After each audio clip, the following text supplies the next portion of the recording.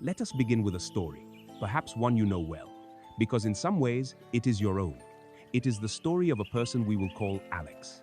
To the outside world, Alex is a portrait of success. The job is respected, the car gleams under the city lights, the apartment sits high above the noise, its windows filled with the glow of a sprawling metropolis. Alex has followed the map that was given, has ticked the boxes, has climbed the prescribed ladder. Yet, in the quiet moments, after the meetings have ended and the notifications have been silenced, a profound sense of unease settles in.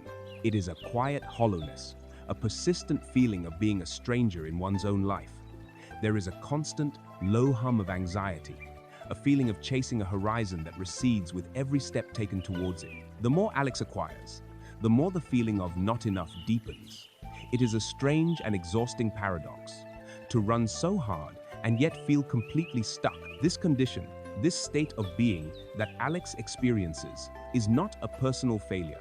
It is the quiet ailment of our time. It is a fundamental disconnection. We are taught from our first breath to seek contentment, validation, and a sense of richness from the world outside ourselves. We pursue objects, titles, and the approval of others, believing they are the ingredients of a happy life. But this approach is like drinking salt water to quench a thirst. For a fleeting moment, the craving is soothed, but it is always followed by a deeper, more agonizing thirst than before. This persistent state of anxiety, of striving without arriving, of feeling a deep lack no matter how much we have, can be thought of as a low frequency. It is not a mystical vibration, but a tangible state of mind. A consciousness clouded by the fog of wanting, of comparing, of fearing. A mind in this state cannot synchronize with peace. It cannot resonate with true abundance, because it is fundamentally tuned to the frequency of scarcity. But there is another way, an ancient path that offers not a secret trick, but a profound retuning of our inner world. This wisdom teaches that the source of richness is not something we must chase and acquire, but a state of being we must cultivate within. It is not a magical formula for attracting money into your life, but a deep, transformative journey to uncover the only wealth that is real and lasting. The wealth of a peaceful mind, the richness of a compassionate heart, and the abundance of clear-seeing wisdom. It suggests that the single most important book you will ever need to read, the only manual required to synchronize with this true wealth, is the book of your own mind. And the teachings of an ancient prince, who became known as the Buddha, offer us the opening chapters. They provide the map, not to a treasure chest of gold, but to the unshakable treasure of inner freedom. To understand the path toward a life of genuine richness, we must first be unflinchingly honest about the landscape we currently inhabit. We must look closely at the very nature of the chase itself. The modern world is built upon a single, powerful promise, that happiness lies at the end of a pursuit. It is the carrot dangling just ahead, the next promotion, the newer phone, the bigger house, the perfect relationship, the validation from 1,000 unseen faces on a screen. We are born onto a treadmill that is already moving, and we are told to run. We believe, with every fiber of our being, that the destination is real, that there is a finish line where we can finally stop, catch our breath, and be at peace. But the great, unspoken secret is that the finish line is a mirage. The pursuit itself is the mechanism that perpetuates our discontent. This is the grand illusion of the chase. The wisdom of the Buddha begins with a simple, yet profoundly radical observation. It is called the first noble truth, the truth of dukkha. The word dukkha, from the ancient Pali language, is often translated as suffering, but its meaning is far more subtle and encompassing. To think of it as constant misery would be a mistake. Rather, dukkha refers to a fundamental unsatisfactoriness, a subtle friction that permeates all of our conditioned experiences. It is the feeling that things are never quite right, never permanently stable. It is the pleasure of a warm cup of coffee that inevitably cools. It is the joy of a new purchase that fades into the familiarity of ownership. It is the success of achieving a goal which almost immediately gives way to the question, what's next? It is the background anxiety that hums beneath the surface of even our most pleasant days. It is the inherent precariousness of life, the knowledge that everything we hold dear, our health, our loved ones, our very existences subject to change without our consent. To acknowledge dukkha is not to be pessimistic, it is to be a realist. It is to finally stop pretending that the treadmill has a destination, and instead to look at the nature of the treadmill itself. If dukkha is the diagnosis, The second noble truth points directly to the cause of the condition. The cause, the Buddha explained, is a state of mind called tanha. This is translated as thirst or craving, and it is the engine that drives the endless chase. This is the salt water. Tanha is not simply wanting something. It is the desperate, clinging, feverish thirst for life to be different than it is. This thirst manifests in three primary forms. First, there is the thirst for sense pleasures. This is the most obvious form of craving. It is the pull towards delicious tastes, beautiful sights, pleasant sounds, and appealing sensations. It is the desire for comfort, for luxury, for every experience to be delightful. We arrange our lives in a frantic pursuit of these pleasures, believing they are the source of happiness. But each pleasure is fleeting, like a beautiful soap bubble that bursts the moment we try to grasp it, leaving us with wet hands and a renewed sense of longing. The second form is the thirst for existence, or the thirst to become. This is a deeper, more subtle craving. It is the craving of the ego. It is the relentless drive to become someone to be seen as successful, intelligent, virtuous, or special. It is the engine behind our ambition, our constant self-improvement projects, our curated online personas. We are addicted to the idea of a future, better version of ourselves, and we live in a state of perpetual striving towards this idealized image.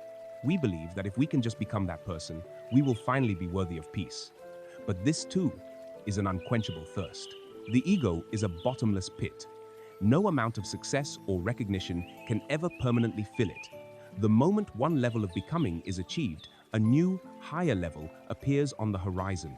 The third form of thirst is perhaps the most insidious, the thirst for non-existence.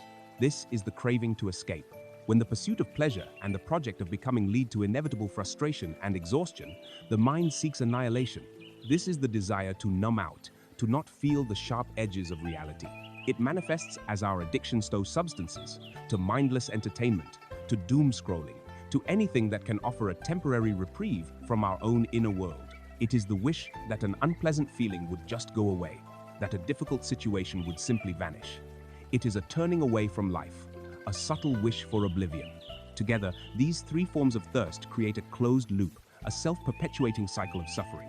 The pursuit of pleasure leads to disappointment, which fuels the desperate need to become someone better, which in turn leads to exhaustion and the desire to escape, which only leaves us feeling more empty, thus renewing our desperate thirst for a pleasurable distraction. This is the cycle of salt water. Let us trace this cycle, this illusion of the chase, in the life of our friend Alex. The initial unease, the dukkha, manifests as a thought. If I get that promotion, then I will be happy, I will be secure, I will be respected. This is the birth of tanha, the thirst to become. This single thought now becomes the organizing principle of Alex's life. Long hours are worked, sacrifices are made, life is put on hold. The entire focus of existence is the attainment of this goal. The chase is all-consuming. Then, the day comes. The promotion is granted. There is a flood of relief, a surge of pride, a moment of real pleasure. This is the first gulp of salt water. It feels, for a moment, like it is quenching the thirst. But what happens next? Within a few weeks, or perhaps a few months, the new role becomes the new normal. The higher salary is absorbed by new expenses. The new responsibilities bring new anxieties. The initial pleasure has vanished, and the underlying feeling of unease, of dukkha, returns. It was never truly gone. It was merely masked by the intensity of the chase. Now, the mind, conditioned to believe the solution is always out there, does not question the logic of the chase itself. Instead, it concludes that the goal was simply not big enough. The thirst returns, stronger this time. The promotion wasn't it, the mind whispers. But that corner office, that executive title, that will be the thing. That will finally fix it. A new, more ambitious goal is set, and the cycle begins again, with more intensity, more desperation. With each lap around this track, Alex becomes more exhausted, more cynical, more disconnected from the simple joys of life that are being sacrificed along the way. The chase for external validation is a flight from internal emptiness. We run so hard towards the future because we are afraid to stand still in the present. We fill our lives with noise and activity because we are terrified of the silence, terrified of what we might find if we were to simply stop and look within. We believe if we can just arrange all the furniture in the world perfectly, we won't have to feel the discomfort in our own heart. But the discomfort is the point. It is the signal, the check engine light, telling us that the way we are operating is fundamentally unsustainable. The illusion of the chase is the belief that we can outrun ourselves. But the one thing we can never escape is our own mind. And so, we must ask the fundamental question. If this frantic chase, this constant thirst, this drinking of salt water is the very source of our disquiet, our low-frequency static, what is the alternative? If running faster on the treadmill will never lead to peace, perhaps the answer is not in running at all. Perhaps the first step is to simply stop, to step off the machine, to put down the cup of salt water, and to finally examine the nature of the thirst itself. If true wealth is not found in what we can acquire, then it must be found in how we relate to the world. If our frequency is not determined by what we have, but by how we are, then what is the nature of this inner state? How do we begin to change, not the world around us, but the very quality of the consciousness that experiences it? This is the turning point of the journey. It is the shift from looking outside to looking in. Having seen that the endless chase for external rewards is a path of ever-increasing thirst, we arrive at a critical turning point. It prompts us to redefine the very goal of our journey. The popular language of our time speaks of raising your frequency or lifting your vibration, ideas that carry an intuitive appeal, suggesting a shift from a heavy, dense state of being to one that is light, free, and resonant. While this language is useful, the wisdom of the Buddha invites us to ground this concept in a way that is profoundly practical, deeply psychological, and immediately accessible. From this ancient perspective, frequency is not some mystical energy field floating in the ether that we must learn to attract. It is the very quality, the texture, and the state of our own mind, our own consciousness in this present moment. The Pali word for this is chitta. Your citta, your mind-heart, is the source of your frequency. The entire universe you experience is filtered through it, colored by it. Therefore, to raise your frequency is not to change the world, but to undertake the far more powerful and effective work of transforming the mind that perceives it. Let us first explore what constitutes a low-frequency state of mind. In the Buddhist framework, these are known as akusala chitta, or unskillful states of consciousness. An unskillful state is not sinful or bad in a moralistic sense. It is called unskillful simply because it reliably leads to agitation, confusion, and suffering for oneself and for others. A mind in an unskillful state is contracted, like a fist clenched in fear or anger. It is murky, like a glass of water stirred with mud, unable to see its own nature clearly. It is agitated, like a frantic monkey swinging from branch to branch, never at rest. What are these states? They are the very fabric of the chase we just examined. They are the states of craving, of desperate wanting, of clinging to pleasure and pushing away pain. They are the states of aversion, irritation, frustration, and outright anger. They are the states of jealousy, envy, and arrogance. They are the states of anxiety, worry, and restless fear about the future. When your mind is dominated by these qualities, you are operating on a low frequency. Your experience of life will be one of friction, of struggle, of being at odds with the world, because your mind itself is in a state of internal conflict. This is the static that drowns out the signal of peace. In stark contrast, a high-frequency state of mind is called kusala chitta, a skillful state of consciousness. It is skillful because it naturally and reliably leads to clarity, tranquility, and genuine well-being for oneself and for others. A mind in a skillful state is expansive, like an open hand, ready to give and receive. It is clear, like a calm mountain lake, reflecting the sky with perfect fidelity. It is stable, like a deeply rooted old tree, able to withstand the winds of change. What are these high-frequency states? They are the direct antidotes to the low-frequency ones. They are states of generosity and letting go. They are states of loving kindness, compassion, and forgiveness. They are states of gratitude and appreciative joy for the good fortune of others. They are states of patience, equanimity, and calm acceptance of life as it unfolds. And underpinning all of these is the foundational quality of mindfulness, the clear, non-judgmental awareness of the present moment.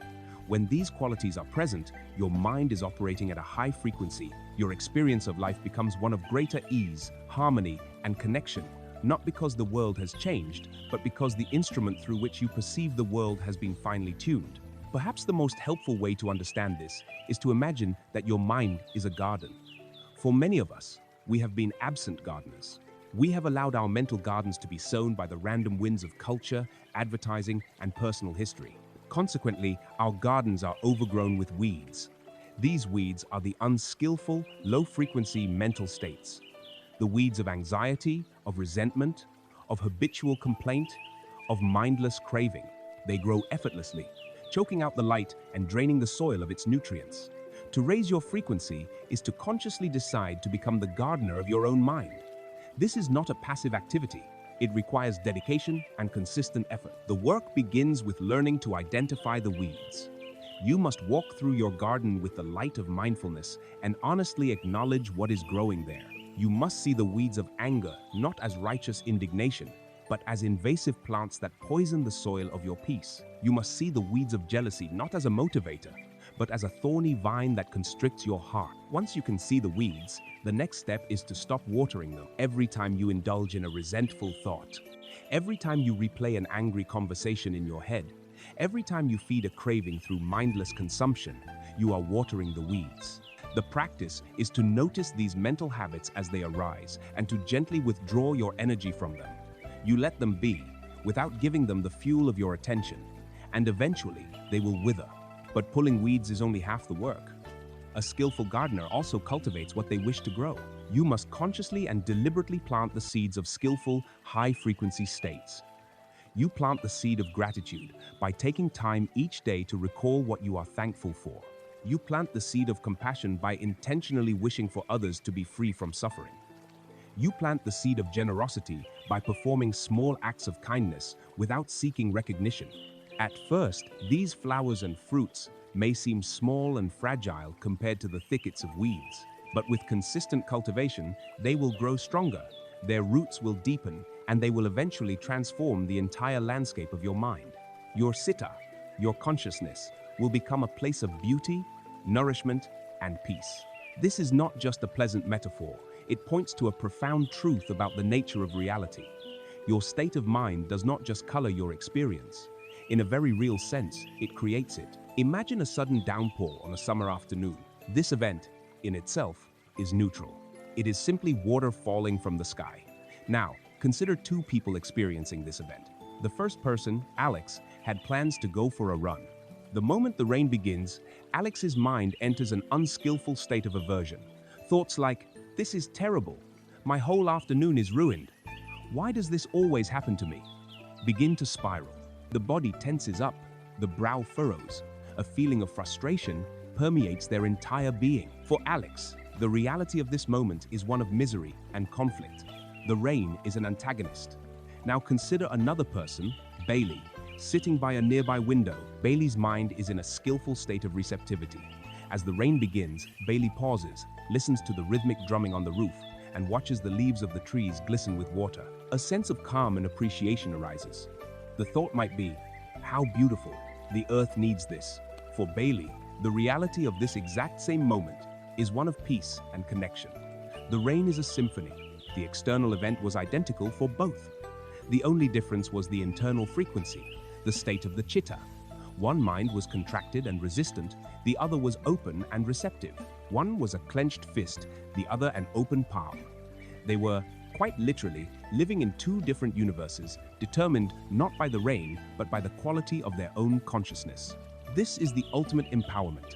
It means that while you cannot always control the weather of your life, you have the power to cultivate the inner climate of your mind. The key to transforming your experience of the world is not to manipulate external events, but to become a skillful gardener of your inner world. So, if we are to take on this sacred and life-altering work of tending to our inner garden, where do we begin? The first, most practical step is to learn to identify the most common, most powerful, and most destructive weeds. Ancient wisdom has long pointed to a primary trio of these invasive plants, the roots from which all other unskillful states emerge. They are known as the three poisons, the fundamental sources of the mind's static and agitation. What then are these primary weeds? What are the fundamental roots of the low-frequency states that choke the life from our inner garden and keep us trapped in the illusion of the chase? Understanding these is the essential next step on our journey inward. If we are to become skillful gardeners of our minds, to cultivate a high frequency of being, we must first learn the botany of our own suffering. We must become experts at identifying the invasive species that drain our vitality and prevent the flowers of peace from blooming. Ancient wisdom does not present us with a bewildering catalogue of countless mental weeds. Instead, it points to three primary taproots. The akusala mula, from which almost all other forms of mental distress and unskillful states emerge. These are known as the three poisons. They are the fundamental sources of the low-frequency static that disrupts our lives. To know them is to begin the process of liberation. They are not moral sins to be judged, but deep-seated cognitive and emotional habits to be understood with clarity and compassion. These three poisons are greed, hatred, and delusion. The first poison, known in Pali as lobha, is greed or attachment. At first glance, we might think of this as a simple desire for material wealth, but its reach is far more extensive and its nature far more subtle. Greed is the energy of clinging, of grasping, of pulling the world toward ourselves with a clenched fist. It is the insatiable thirst, the tanha we spoke of earlier, in its active, seeking form. It is the whisper that says, I need this to be happy. This can be anything: a new car, a perfect body, a prestigious title, the affection of a specific person, or even a particular spiritual state. The mind poisoned by greed operates from a deep underlying assumption of scarcity. It believes that it is fundamentally lacking, that there is a hole in the center of its being that must be filled with something from the outside. The tragic irony of greed is that it is a self-perpetuating cycle of dissatisfaction. It is a hunger that grows with feeding. The moment one object of desire is obtained, the fleeting pleasure of acquisition evaporates, and the mind immediately fastens onto the next object. The person who believes $1 million will solve their problems achieves it, only to find that the new reference point for enough is now 10 million.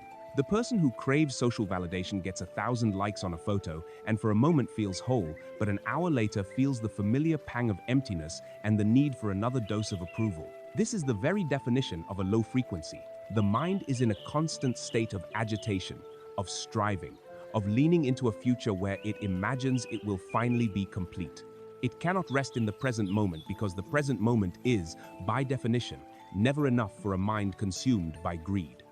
It is a state of perpetual poverty, regardless of one's external wealth. The second poison is dosa, which can be translated as hatred, aversion, or ill will. If greed is the energy of pulling things toward you, hatred is the violent energy of pushing things away. It is the force of rejection.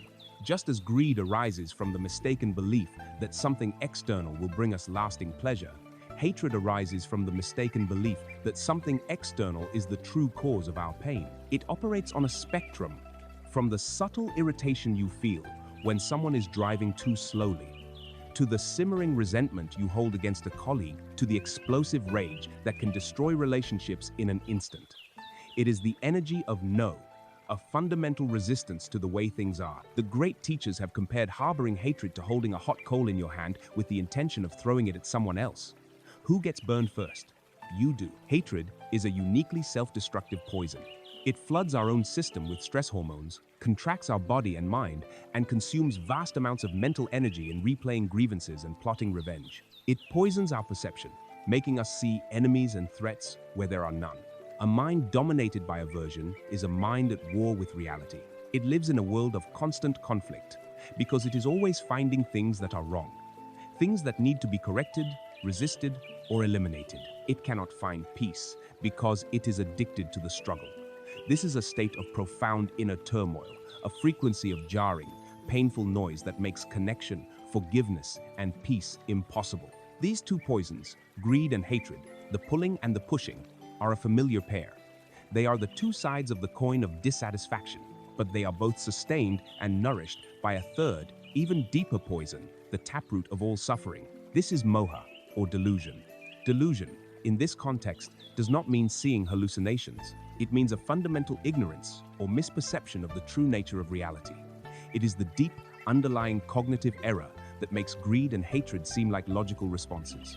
It is the thick fog of confusion that prevents us from seeing things as they truly are. We are not ignorant of facts and data. We are ignorant of the laws that govern our own happiness and suffering. What is it that we are deluded about? Primarily, we are deluded about the nature of impermanence. We act as if things are solid and permanent, and so we desperately cling to pleasant experiences, greed, and violently resist unpleasant ones. hatred, forgetting that both are, by their very nature, transient clouds passing through the sky of our awareness. We are also deluded about the nature of the self. We operate from the unquestioned assumption that we are a solid, separate, isolated I at the center of the universe. This false sense of a separate self is the very entity that feels lack, leading to greed, and feels threatened, leading to hatred. Delusion is the darkness that allows these two thieves to rob us of our peace. It is the belief that the salt water will quench our thirst. It is the belief that the hot coal will only burn the other person. It is the fundamental confusion that keeps us running on the treadmill, forever chasing mirages and fighting with shadows. To bring this into focus, let us return to the image of a house. Imagine a beautiful, stately home. This house is our life. From the outside, it may look impressive. It has a good career, a nice family, a respectable place in the community, all the external markers of success. But inside the walls of this beautiful house, 3 fires have been secretly burning. Greed is a hungry, consuming fire in the living room. It devours every new object, every achievement, every compliment, and immediately demands more fuel. It licks at the foundations of contentment, turning everything it touches into the ashes of dissatisfaction. In the kitchen, hatred is an acidic chemical fire. It doesn't roar, it corrodes. It silently eats away at the pipes of communication, dissolves the bonds of relationships, and weakens the very structure of our inner peace with the toxic fumes of bitterness and resentment. But the most dangerous fire of all is raging in the basement. This is the fire of delusion.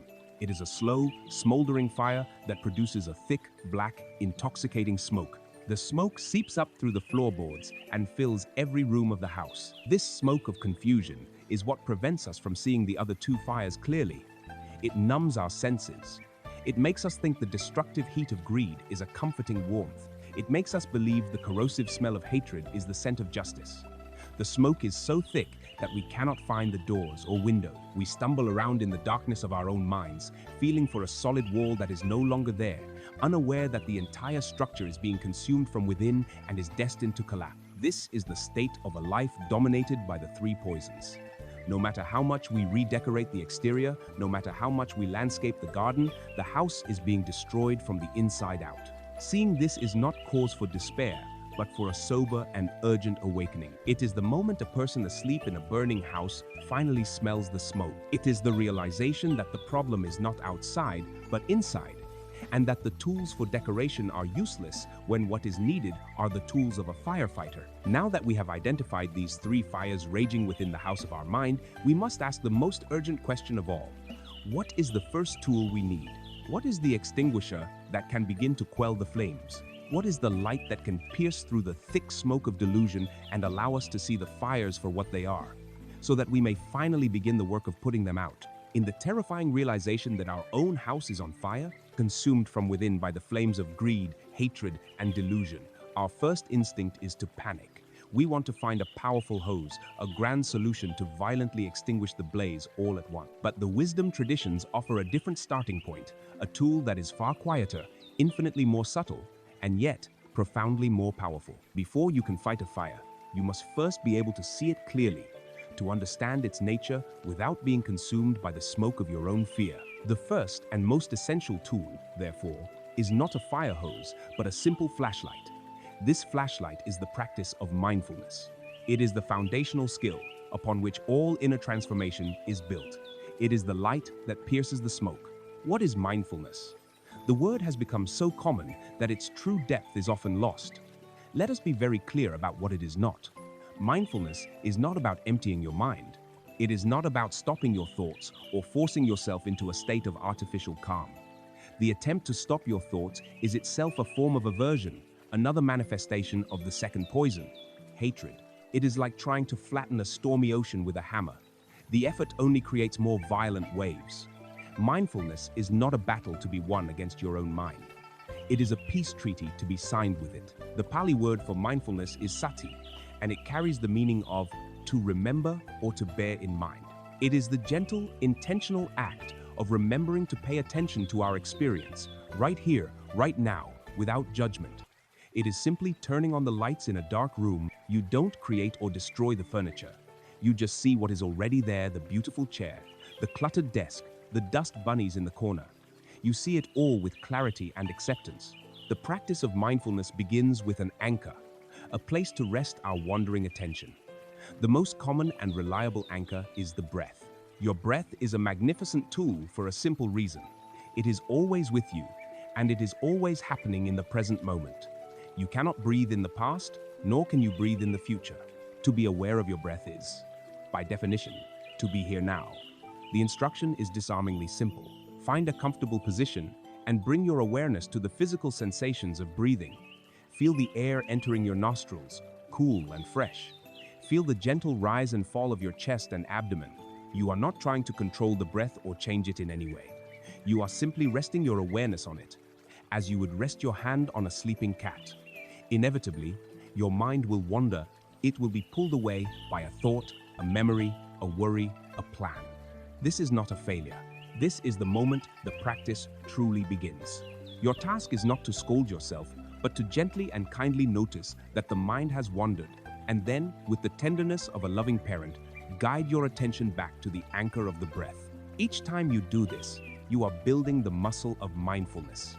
You are strengthening your ability to be present, to be aware, to be the master of your own attention. This simple practice has a radical consequence. It creates a space. In our normal, unobserved lives, we operate on a hair trigger of stimulus and reaction. An email with a critical tone arrives, stimulus, and instantly, a wave of defensive anger surges through us, reaction.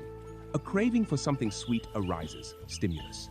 And before we know it, we are rummaging through the pantry, reaction. We live as puppets, our strings pulled by the random events of the world and the habitual patterns of our mind. Mindfulness introduces a sacred pause between stimulus and response. The critical email still arrives. But because you have been practicing, you can notice the anger as it arises within you. You can feel it as a flush of heat in your chest, a tightening in your jaw, a cascade of angry thoughts. You see it, but you are not swept away by it. You are the sky, and the anger is a dark cloud passing through. Because you can see it, a space opens up. In that space lies your freedom. You are no longer compelled to send a reactive, aggressive reply. You have the choice to breathe, to wait, to understand, and to respond from a place of wisdom and calm, rather than from a place of wounded reactivity. This space is the difference between being a prisoner of your own mind and being its compassionate warden. It is in this space that we stop feeding the fires of greed and hatred. To deepen our understanding, we can use the parable of the gatekeeper. Imagine your mind is a great, fortified city. Without mindfulness, there is no one at the gate. The gates are wide open, and anyone or anything can wander in and wreak havoc. Anxious thoughts, like spies, sneak in and spread rumors of disaster. Angry thoughts, like bandits, storm through, smashing property and terrorizing the citizens. Cravings, like drunkards, stumble in and demand satisfaction, creating chaos and mess wherever they go. The city is in a constant state of turmoil because it is unguarded. Mindfulness is the wise, calm, and vigilant gatekeeper who is installed at the city gates. The gatekeeper's job is not to fight and kill everyone who approaches. Their job is simply to see and to know. When a visitor arrives at the gate, the mindful gatekeeper doesn't panic. They simply raise their lantern and ask, "Who are you, and what is your business here?" When an angry thought arrives, the gatekeeper doesn't try to slay it. They simply recognize, the visitor named anger has arrived. I see you. When a wave of sadness comes to the gatekeeper acknowledges it. Sadness is here. I will note its presence.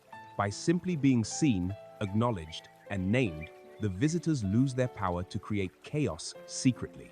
The bandits cannot run rampant if the city guard is tracking their every move. The spies cannot spread rumors if their identity is known to all. The visitors may still enter the city, but they cannot take it over. They are seen as what they are, temporary guests, not permanent residents. The city of the mind, guarded by mindfulness, becomes a place of order, safety, and peace. This is the very practical, moment-to-moment work of shifting your frequency. When you are lost in a storm of worry, your entire being is vibrating at the low frequency of fear. But the moment you become mindful of the worry, the moment you can say to yourself, this is the feeling of worry, you are no longer the worry itself. You are the awareness that is noticing the worry. In that instant, a shift occurs. You have moved to a higher ground, a place of observation. You are no longer drowning in the flood. You are standing on the bank, watching the water flow by. This is the beginning of disidentifying from our toxic mental states. They are not me, they are simply events in me. They are weather patterns, not the sky itself. With this foundational tool, this flashlight of mindful awareness, now firmly in our grasp, we are no longer helpless victims in our burning house. We are no longer stumbling in the smoke-filled darkness. We have a source of light. It may be small at first, like a single candle, but it is enough. It is enough to see the outlines of the flames, to discern the nature of the fires, and to find our footing. With this light, we can now approach the first and perhaps the most relentless of the three fire-stay, hungry, consuming fire of greed. We no longer need to be mesmerized by its dance or terrified of its heat. Armed with the calm, steady light of mindfulness, we can begin to investigate its nature, to understand what fuels it, and to learn the gentle, liberating art of simply letting go. With the flashlight of mindfulness in our hand, we can now turn and face the first of the great fires, the insatiable, consuming blaze of greed. Our initial impulse, conditioned by a lifetime of struggle, might be to fight it, to suppress it, to wrestle it into submission. But mindfulness teaches us a more skillful approach. We do not need to destroy the fire. We need to stop throwing fuel on it. The art of dealing with greed is the gentle, liberating practice of letting go. It is the conscious decision to unclench the fist of the mind and allow the world to be as it is. This is the direct path from the inner poverty of scarcity to the profound wealth of sufficiency. First, it is crucial to understand what letting go truly means in this context, for the term is easily misunderstood. Letting go is not apathy. It is not indifference, laziness, or a justification for abdicating our responsibilities. It does not mean you stop caring for your family, abandon your goals, or cease to strive for excellence in your work. To let go is not to release the action, but to release the attachment to the outcome of that action. It is the difference between holding a small bird in an open palm versus a clenched fist. In the open palm, the bird is free to stay or to fly away. There is care, but no anxious possession. In the clenched fist, you may hold the bird, but you will crush it, and your own hand will be trapped in the act of holding. Letting go is the radical act of opening the hand of the mind, allowing life to flow through our experience without our needing to grasp at it and hold it prisoner. To practice this, we must use our mindfulness to make a subtle but critical distinction between two kinds of wanting: skillful desire and unskillful craving. Not all desire is a poison. A skillful desire, known in Pali as chanda, is a wholesome aspiration that motivates us toward well-being. The desire to be a kinder person, the desire to learn a new skill, the desire for our loved ones to be happy and free from harm. These are positive, expansive energies. They are the winds that fill our sails and move us in a positive direction. This kind of desire is open-handed. Unskillful craving, or tanha, is the poison of greed we have been examining. It is different in its texture, its feeling. It is tight, feverish, and contracted. It carries the signature of "I must have this," or "I will not be okay." Chanda says, "I will work skillfully on this presentation as I aspire to do good work." Tanha says, "I must receive praise for this presentation, otherwise it proves I am a failure." Chanda says, "I wish for my friend to be well." Tanha says, "I need my friend to stop being sad because their sadness is making me uncomfortable." Seeing this difference is a profound insight. The spiritual path is not about becoming desireless, but about purifying our desires, transforming the clenched fist of craving into the open hand of aspiration. The practical work of letting go is the work of starving the fire of craving. It begins with noticing. Using your mindfulness, you learn to recognize the feeling of lack or scarcity the moment it arises. It might be a subtle pang of jealousy when you see someone's vacation photos. It might be a sudden, urgent desire for a new gadget you see in an advertisement. It might be the restless feeling that this present moment is somehow deficient and needs to be improved. The first step is simply to acknowledge it without judgment. Ah, the mind of wanting is here. The next step is to bring your awareness into your body. Where do you feel this wanting? Is it an emptiness in the pit of your stomach? A tension in your shoulders? A frantic energy in your hands? By grounding the abstract emotion in a physical sensation, you rob it of its narrative power. It is no longer a compelling story about your inadequacy. It is simply a raw, physical energy. Now comes the most radical part of the practice. Your every habit and instinct will scream at you to do something, to fix this uncomfortable feeling, to buy the thing, to seek the validation, to distract yourself. The practice of letting go is to consciously do nothing. You simply sit with the raw sensation of wanting. You breathe into it. You observe it with a kind, curious attention, as a scientist might observe a strange new phenomenon. You ask it, what do you actually feel like? You hold it in your awareness, without feeding it and without pushing it away. And in doing this, you make the most profound discovery of all. The feeling changes. It crests like a wave, and then it subsides. It is impermanent. It is not solid. It is not you. This realization is the key that unlocks the prison of craving. The spell is broken. You learn, through direct experience, that you do not have to obey every impulse that arises in your mind. You can feel a craving and not act on it. In this, you reclaim your sovereignty. There is a classic Zen story that illustrates this principle perfectly. A learned university professor came to visit a Zen master to inquire about Zen. As the master began to speak, the professor repeatedly interrupted with his own ideas and interpretations. The Zen master listened patiently, then began to serve tea. He filled the professor's cup to the brim and then kept pouring, letting the tea overflow and spill onto the table. The horrified professor shouted, "It's full! No more will go in." The Zen master stopped pouring and said, "Like this cup, you are full of your own opinions and speculations. How can I show you anything about Zen unless you first empty your cup?" Our minds are just like that cup. They are filled to the brim with the stale, stagnant water of our attachments, our assumptions, our clinging, and our constant wanting. We are so full of the belief that we are lacking, so full of the chase for the next thing, that there is simply no room for anything else to enter. There is no space for peace. There is no room for contentment. There is no space for the simple joy of being alive. The art of letting go is the sacred act of emptying our cup. Each time we mindfully observe a craving without acting on it, we are pouring out a little of that stale water. We are creating space. We are making room for the fresh, clean water of presence and peace to be poured in. As you practice this, something remarkable begins to happen. As the frantic noise of wanting more begins to quiet down, your attention naturally begins to notice what is already here. The desperate search for what is absent is replaced by a gentle appreciation for what is present. This is the arising of santuti, or contentment. You begin to notice the warmth of the sun on your skin, the simple pleasure of a deep breath, the kindness in a stranger's eyes. You realize that the wealth you were chasing was never about accumulating more things. True wealth is found in the subtraction of our desires. True sufficiency is not an objective amount of money or possessions. It is a subjective state of mind. It is the deep, quiet, and joyful realization that in this moment, just as you are, with just what you have, you are fundamentally enough. The house of your mind, once consumed by the fire of wanting, now begins to cool. The air begins to clear.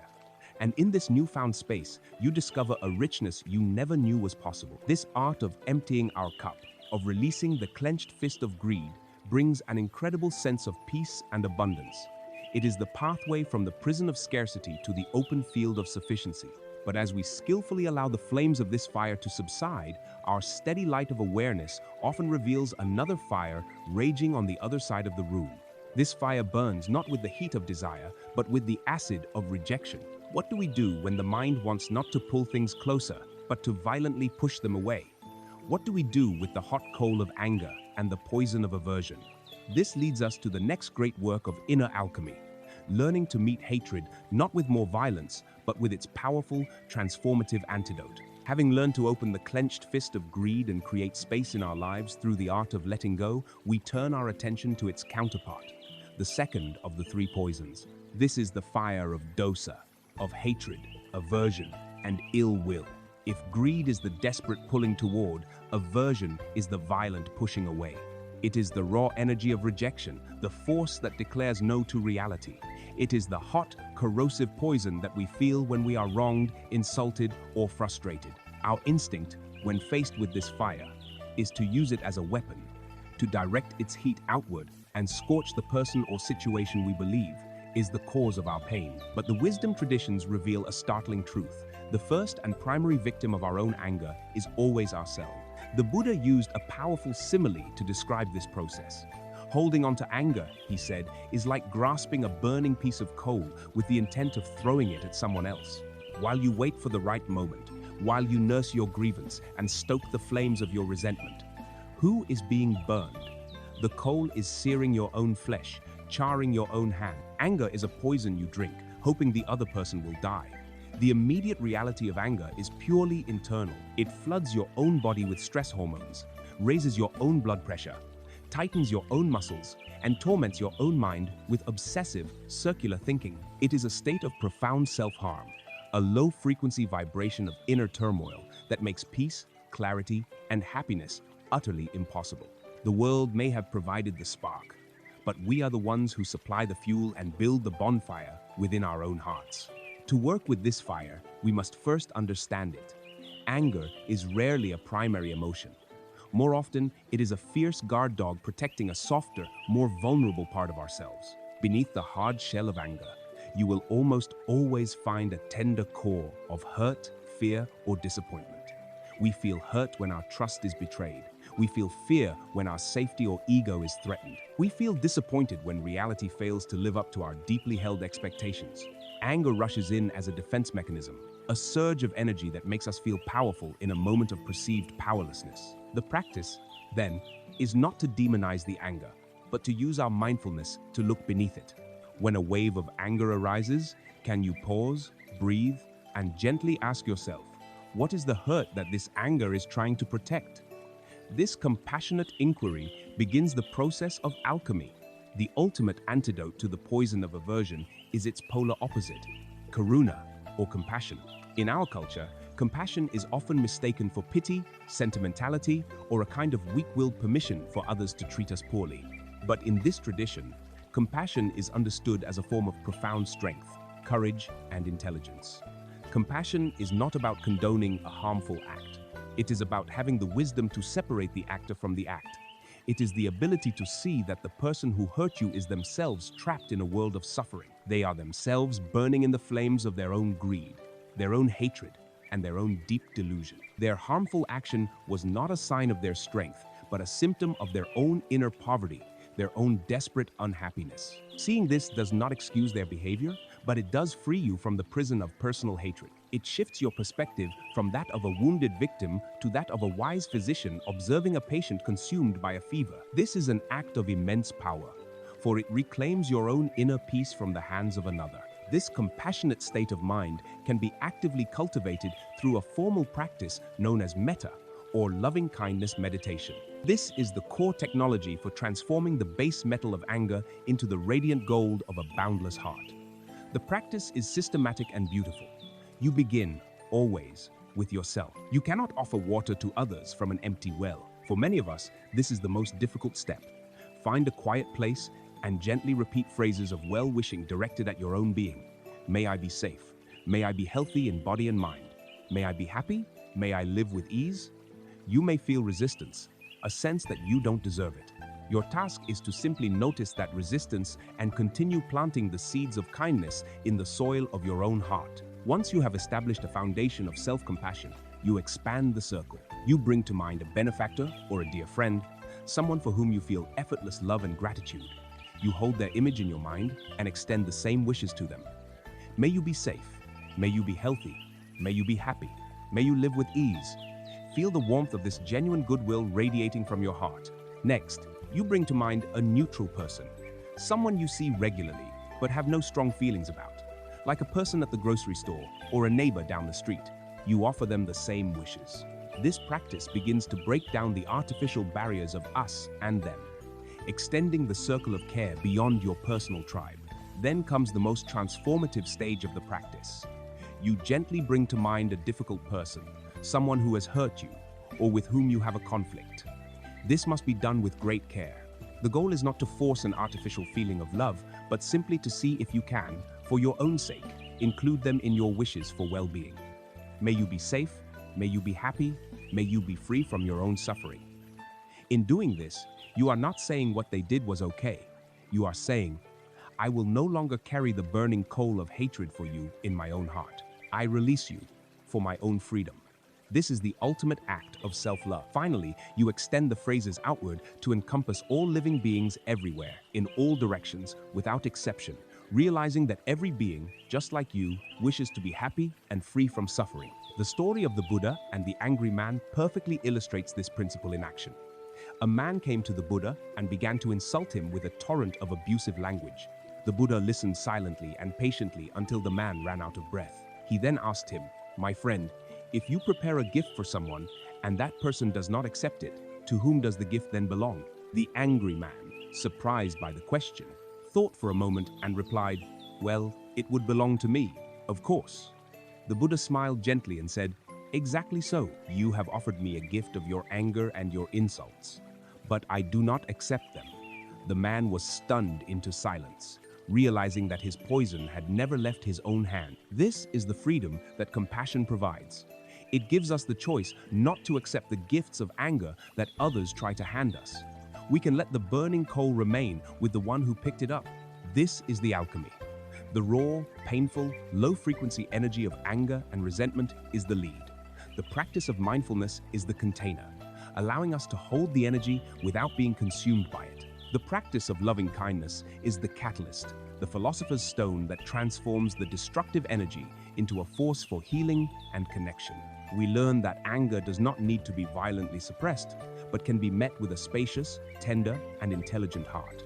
Its energy can be harnessed not for war, but for the fierce commitment to protect our own peace and to understand the suffering of all beings, including ourselves. By learning to meet greed with the wisdom of letting go and hatred with the alchemy of compassion, we have extinguished the two most visible and violent fires in our inner home. A great deal of smoke has cleared, and a palpable sense of peace begins to emerge.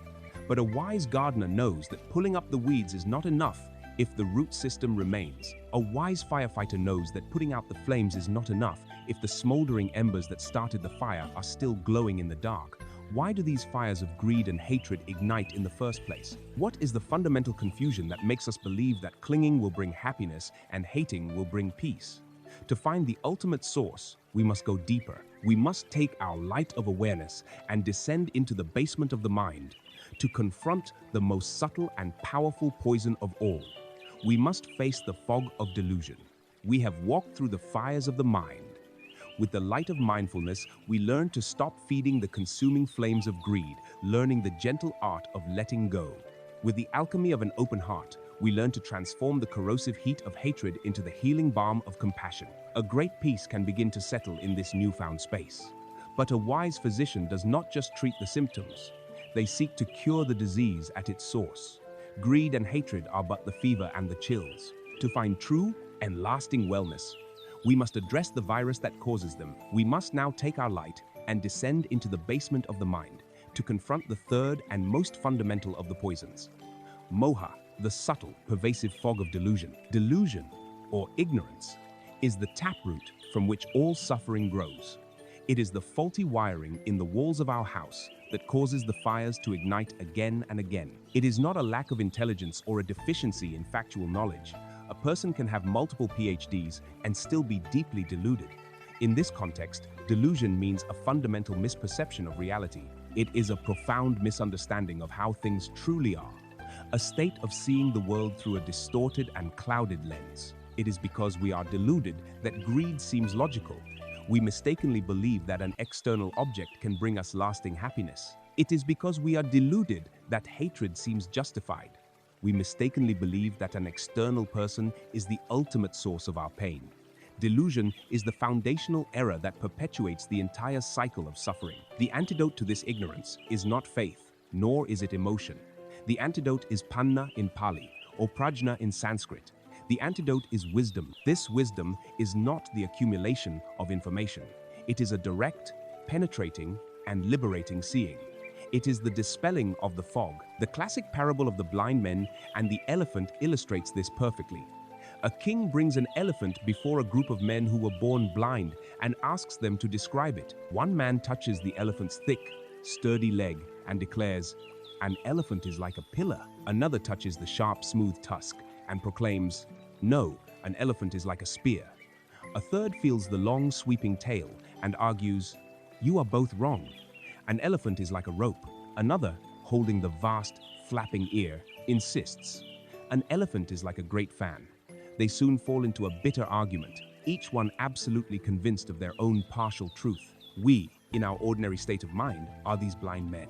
We grasp one small piece of reality through our limited senses and conditioned thoughts, and then we construct an entire worldview based on that fragment, defending it as the absolute truth. Delusion is this state of confidently mistaking a small part for the whole. Wisdom is the process of gaining sight. What, then, does this wisdom see? When the fog of delusion begins to clear, it reveals the three fundamental characteristics of all existence, the tilakkhana, or the three marks of existence. These are not philosophical propositions to be debated, but universal truths to be observed directly in our own experience. The first mark is anicca, or impermanence.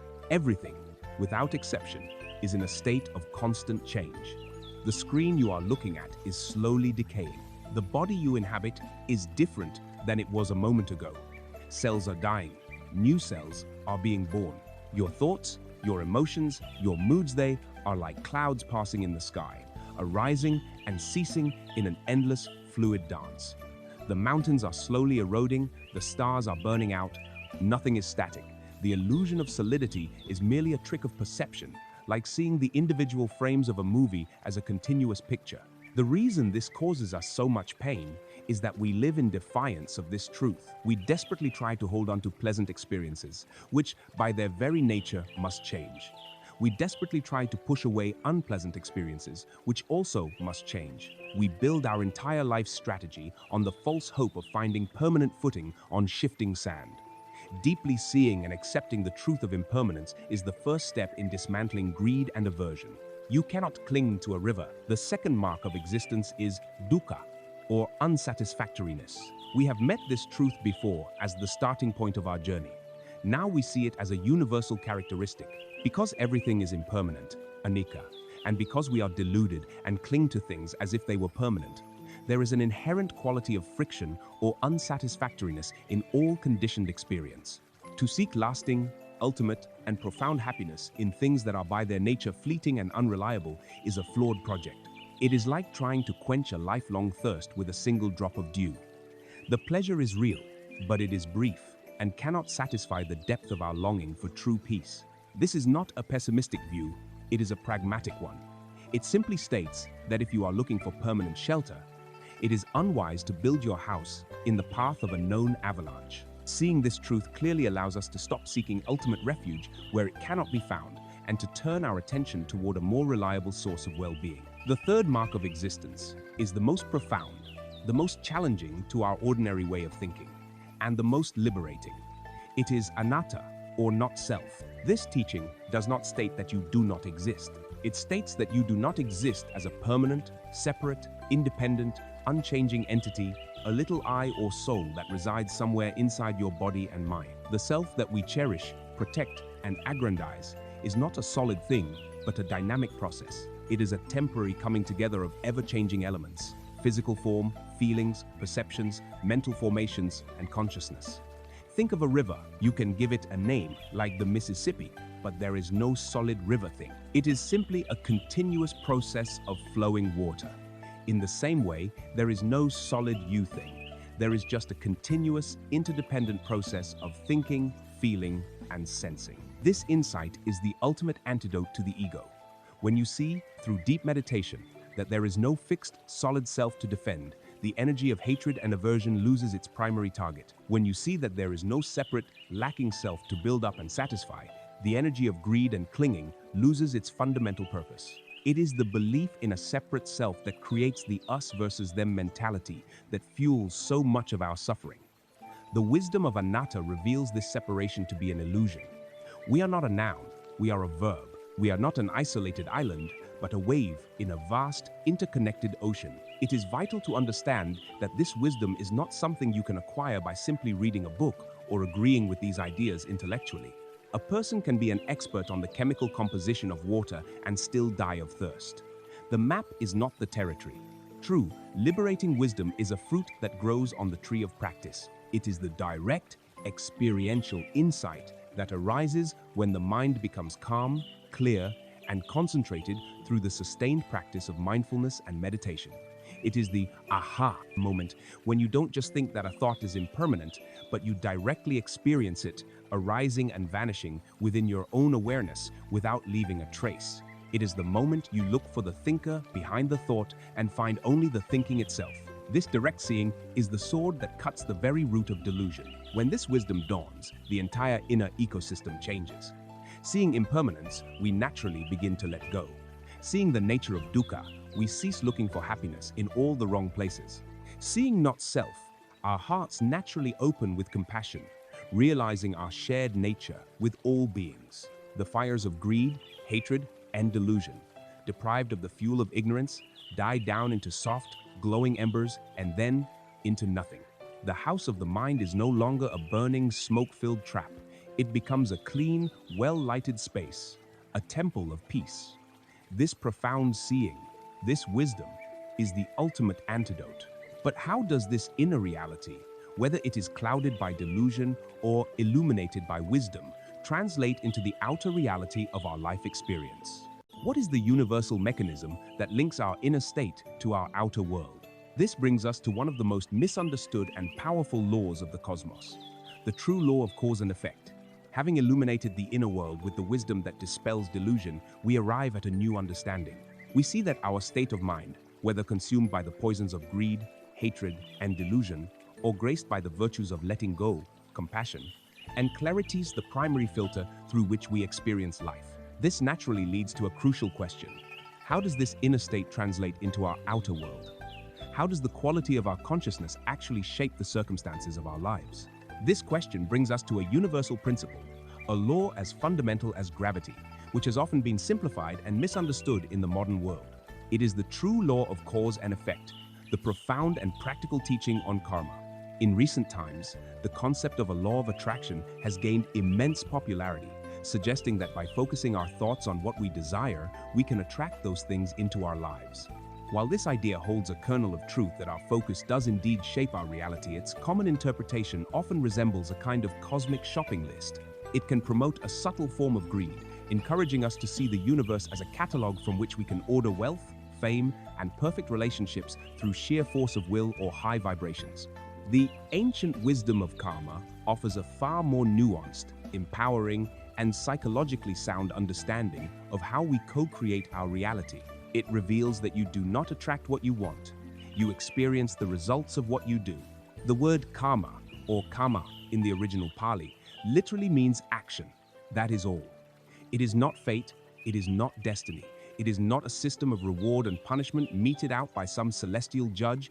Karma is simply the universal law of action and consequence. It states that every volitional action performed through body, speech, or mind is a cause, a seed that, when conditions are right, will ripen into a corresponding effect, or fruit. The core of karma is cetana, or intention. It is the intention behind the action that gives it its moral weight and determines the nature of the fruit it will bear.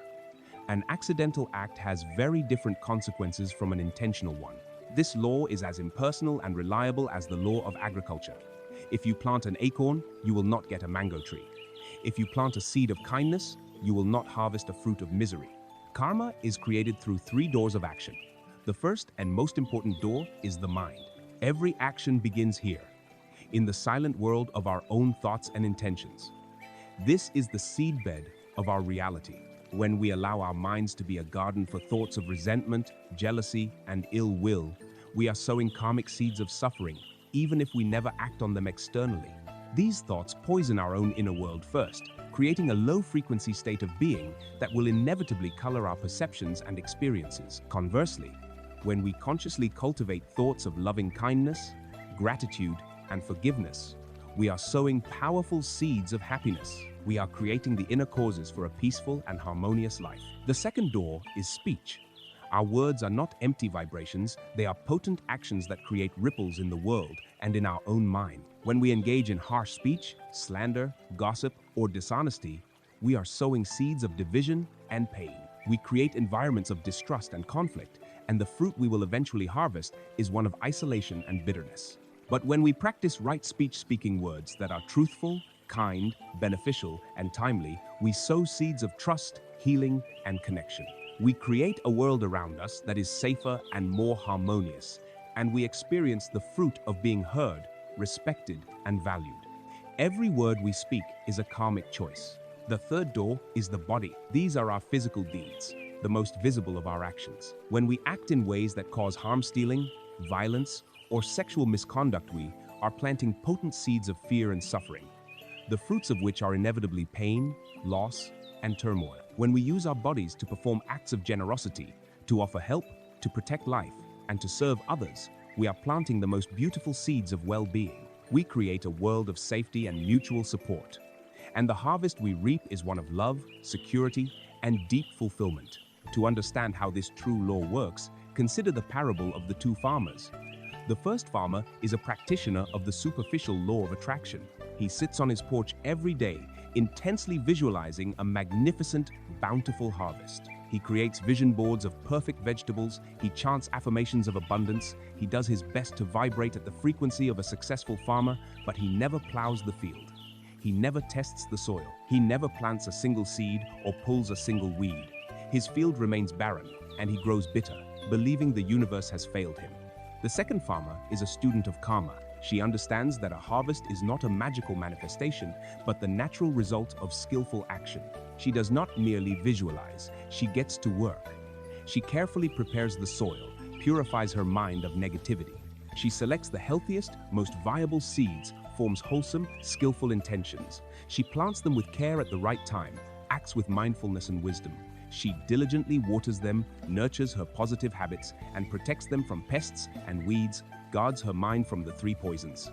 She works in harmony with the laws of nature. For this farmer, the bountiful harvest is not a surprise. It is the natural, predictable, and well-earned consequence of her accumulated actions. Our life is this field. Our mind is the soil.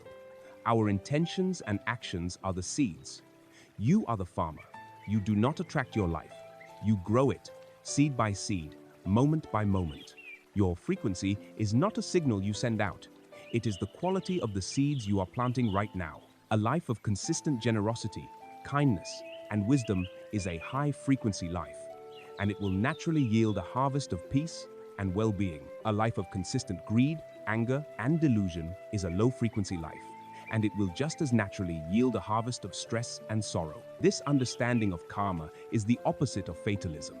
It is the ultimate message of empowerment. While the conditions of our present moment are indeed shaped by the harvest of our past actions, the present moment itself is always an open field. The past has created the now, but what you do in the now creates the future. At every single moment, you are standing at the head of the row with a bag of seeds, and you have a choice. You can continue to unconsciously sow the same old seeds of habitual reactivity, anger, fear, craving, and ensure a future harvest that looks much like the past. Or you can, with mindfulness and wisdom, choose to plant a new seed. You can choose to meet an insult with patience instead of rage. You can choose to meet a craving with observation instead of indulgence. You can choose to meet an opportunity to help with generosity instead of indifference. Each of these choices is a powerful karmic act that changes the trajectory of your future. You are not a prisoner of your past karma. You are the creator of your future karma, starting now. If our life is the field and our intentional actions are the seeds, a wise farmer must ask, which seeds yield the most abundant and nourishing harvest? Which actions are most potent in creating a life of genuine wealth and well-being?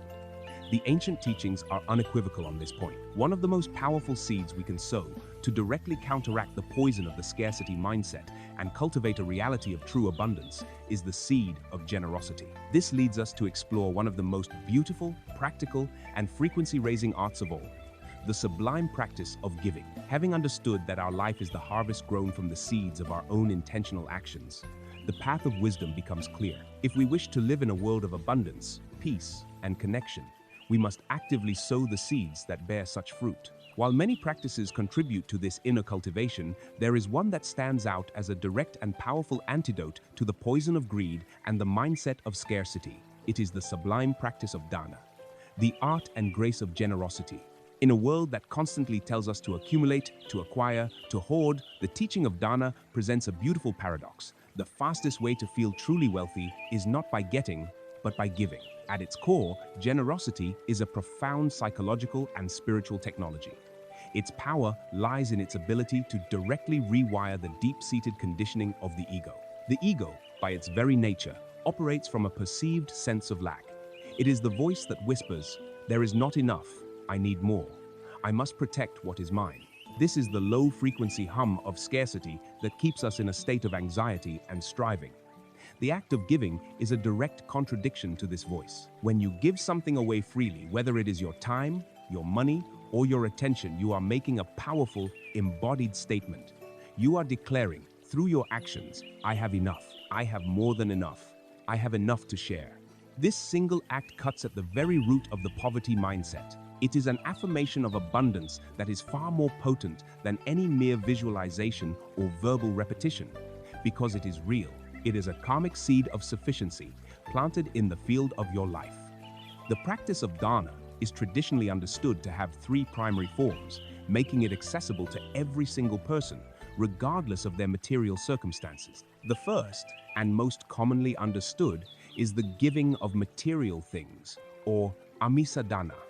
This includes giving food, money, clothing, or any physical object. What is most important in this form of giving is not the size of the gift, but the quality of the intention behind it. A small coin given with a heart full of compassion and genuine goodwill is a far more powerful karmic seed than a large donation given for the sake of public recognition or to ease a guilty conscience. You can practice this every day. It can be as simple as buying a cup of coffee for the person behind you in line, leaving a generous tip for someone in the service industry, or donating books you have already read.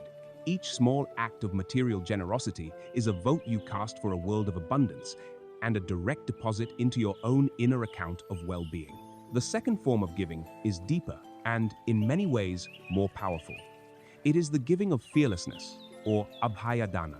This is the gift of safety, security, and peace. You practice this when you offer a calm, non-judgmental, listening ear to a friend who is in distress.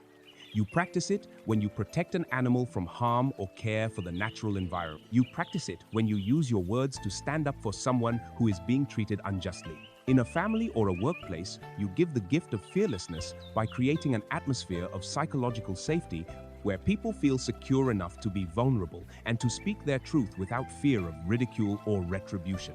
Every time you choose a calm response over a reactive one, you are giving the gift of fearlessness to those around you. You are contributing to the peace of the world by embodying it, offering a sanctuary of stability in a chaotic world. The third and highest form of giving is the giving of the Dharma, or Dhammadana. This means the sharing of wisdom, truth, and the path that leads to the end of suffering.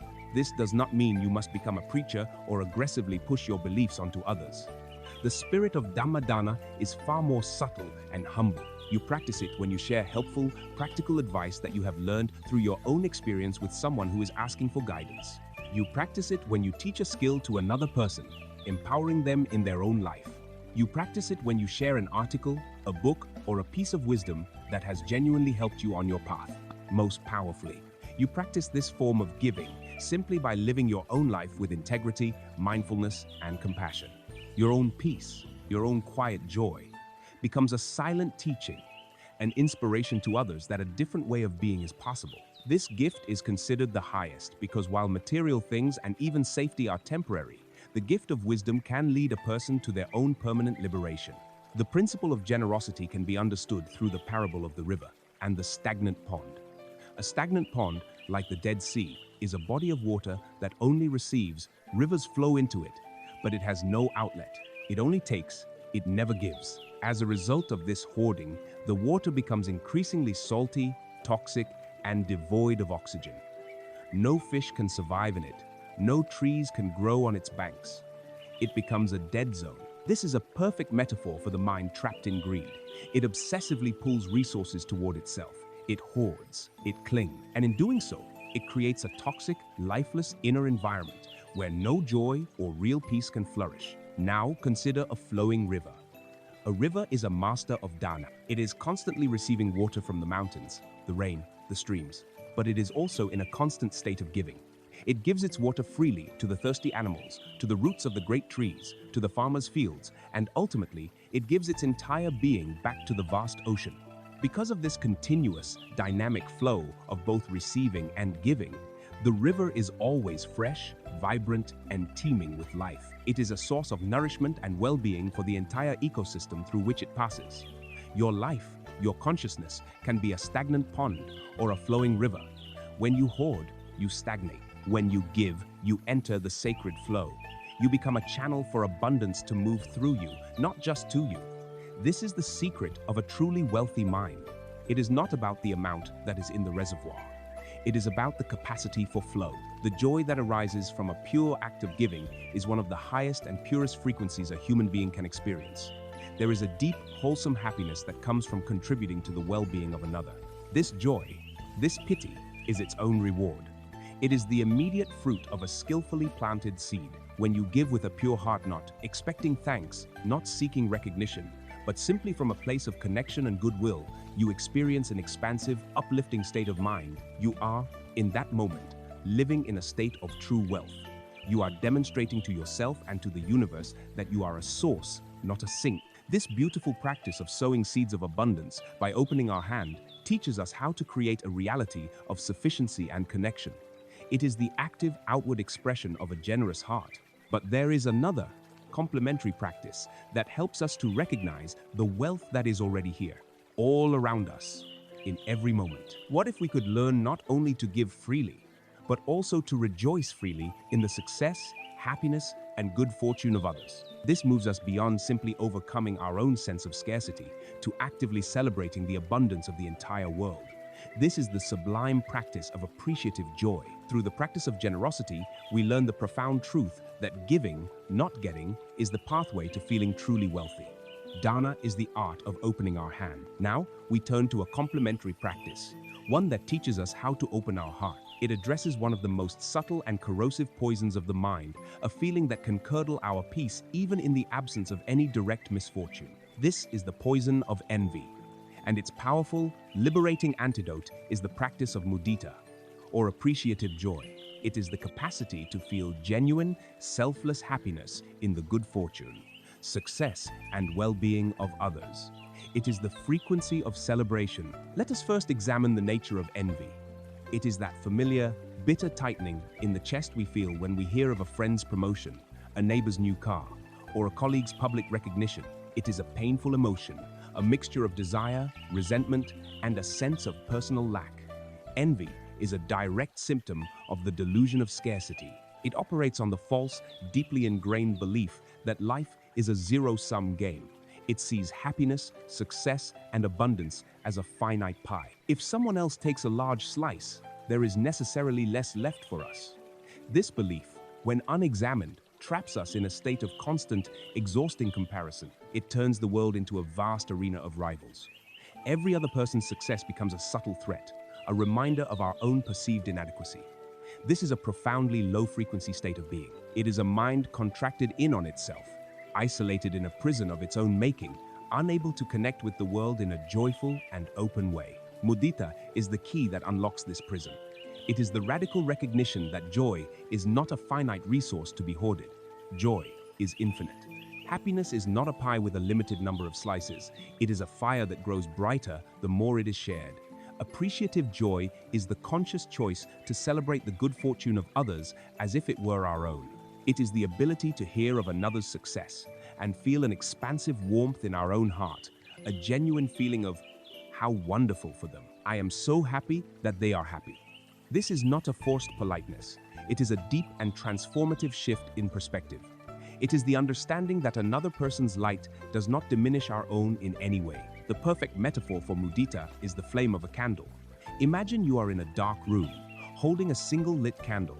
This candle represents your own happiness and well-being. Now, another person enters the room with an unlit candle. If you reach over and use your flame to light their candle, what happens to your own? Does your flame become smaller? Does your light diminish? Number. Your flame remains exactly as bright as it was before. But now, the total amount of light in the room has doubled. If you then light 10 more candles and 100 more, your own flame is not depleted in the slightest. Yet the entire room is now flooded with brilliant, warm light. Joy works in exactly the same way. When you share in another's happiness, you lose nothing of your own. You simply multiply the total amount of joy present in the world and, most importantly, you allow yourself to feel it. The practice of mudita has profound benefits. The most immediate is a sense of immense personal relief. It allows you to lay down the impossibly heavy burden of comparison. The energy that was once wasted on monitoring others, on feeling resentful, on nursing a sense of injustice, is now liberated. This energy can be used for your own growth, your own creativity, your own peace. It transforms your relationships. People who were once perceived as competitors now become sources of inspiration. Their success becomes evidence that happiness and achievement are possible, which can fuel your own journey. Friendships deepen when they are based on mutual celebration rather than subtle rivalry. But perhaps the greatest benefit is how it changes the very texture of your daily experience. If you can only feel happy when good things happen to you, your opportunities for happiness are, by definition, limited. They are scarce. You must wait for your own specific circumstances to align perfectly. But if you can train your heart to feel happy when good things happen to anyone, the stranger who gets good news on a phone call, the child laughing in the park, the team that wins a game, the artist who creates a beautiful work, then your opportunities for happiness become virtually limitless. You begin to see evidence of success, joy, and abundance everywhere you look. Your mind is no longer scanning the world for threats and evidence of your own lack. Instead, it is bathed in the high-frequency state of celebration. You are no longer waiting for your single candle to be the brightest. You are enjoying the light of a million flames. Like all virtuous qualities of the mind, mudita can be intentionally cultivated. The practice begins, as always, with mindfulness. First, you must become aware of the arising of envy, its opposite. When you feel that familiar pang, do not judge yourself or try to crush the feeling. Simply acknowledge it with clarity. This is the feeling of envy. It is a painful contraction in my chest. It arises from the mistaken belief in scarcity. See it as a visiting cloud, not as the sky itself. By observing it with non-judgmental awareness, you rob it of its power. Then you can consciously pivot to the practice of mudita. Start with someone close to you, for whom it is easy to feel happy. Bring to mind a friend or family member and a recent success or joy they have experienced. Perhaps they got a new job, recovered from an illness, or simply had a wonderful day. Picture them, feel their happiness, and silently repeat phrases like, "I am so happy for you. May your happiness and good fortune continue. May your joy increase." Allow yourself to feel the genuine warmth that arises in your own heart. Then, you can make this an active practice in your daily life. When a colleague shares good news, make a conscious choice to offer a sincere and heartfelt congratulations. Look them in the eye and let them feel your genuine happiness for their success. Notice the shift inside you, from the tight knot of envy to the open-hearted expansion of joy. As you become more skilled, you can extend this practice even to people you don't know, celebrating the anonymous joys you witness throughout your day. Generosity, dana, is the practice of creating abundance by opening our hand to give. Appreciative joy, mudita, is the practice of recognizing abundance by opening our heart to celebrate. Together, they are powerful antidotes to the contracted, impoverished state of the ego. They fill our lives with a sense of connection, richness, and celebration, tuning our consciousness to a frequency of expansive well-being. These beautiful practices teach us how to relate skillfully to the positive side of life's ledger, to our own abundance and the abundance of others. But reality is a dance of polarities. For every success, there is a failure. For every moment of pleasure, there is a moment of pain. For every gain, there is a loss. How do we remain stable and peaceful when the winds of fortune change? When we are faced with our own suffering or the suffering of others? How do we hold both the joy and the sorrow of the world with an unshakable heart, without being swept away by either? This question leads us to the crown jewel of the enlightened emotions, the quality that balances all others, the practice of profound balance and unshakable peace. We have learned to open our hands through the practice of generosity. We have learned to open our hearts to the world's joy through the practice of mudita. These are the beautiful, expansive energies that connect us to the world. But life, in its infinite complexity, is not always a story of success and celebration. It is a tapestry woven with threads of light and shadow, gain and loss, pleasure and pain. How do we stay upright and open-hearted when the inevitable storms of life arrive? How do we hold both the world's beauty and its sorrow without being shattered? This requires the cultivation of the fourth and crowning sublime state, the quality that holds all others in perfect balance. This is the practice of upekkha, or equanimity. It is the secret to unshakable peace. Equanimity is perhaps the most misunderstood of all the virtuous states of mind. From the outside, it can look like indifference, detachment, or a kind of cold, aloof withdrawal. But this is its counterfeit. Indifference is a state of not caring, rooted in fear or delusion. It is a turning away from life. True equanimity is its opposite. It is not a turning away, but a turning toward life with profound courage, trust, and wisdom. It is the capacity to be fully present with all of life's changing tides without being swept away by them. It is not a lack of feeling. It is a spaciousness of heart that is so vast, it can hold every feeling without being destabilized. If loving kindness and compassion are the warmth of the sun, equanimity is the vast, deep blue sky in which the sun shines. The sky does not cling to the sun, nor does it fear the storm clouds. It allows all weather to pass through it, remaining unchanged in its fundamental nature. The practical function of equanimity is to provide us with a stable center in the face of what are known as the 8 worldly winds. These are the 8 conditions of life that constantly blow upon us, pushing and pulling our minds in every direction. They come in 4 pairs of opposites: pleasure and pain, gain and loss, praise and blame, and fame and disrepute. A mind without equanimity is like a small boat at the mercy of these winds. When the wind of praise blows, we are puffed up with pride. When the wind of blame blows, we are deflated with shame. When the wind of gain fills our sails, we are giddy with excitement. When the wind of loss rips through, we are capsized by despair. We live in a state of constant reactivity, our inner peace entirely dependent on the direction of the external wind. To cultivate equanimity is to build a deep, heavy keel for our boat. The winds will still blow, that is the nature of the sea of life, but we are no longer tossed about helplessly. We can navigate the storms with grace and skill, holding a steady course. The most powerful metaphor for equanimity is that of a great mountain. Imagine a vast, ancient mountain, its peak reaching into the clouds, its base rooted deep within the earth. The mountain endures all seasons, all weather. In the spring, gentle breezes caress its slopes. In the summer, the hot sun beats down upon its rock face. In the autumn, fierce gales howl through its passes. In the winter, it is covered in heavy snow and ice. The mountain does not become arrogant in the pleasant sunshine, nor does it fall into despair during the violent blizzard.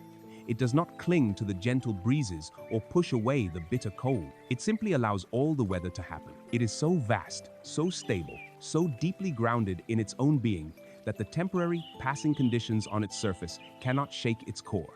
This is the mind of upekkha. It is a mind that has found a stability and a refuge within itself that is no longer dependent on the ever-changing weather of external circumstances.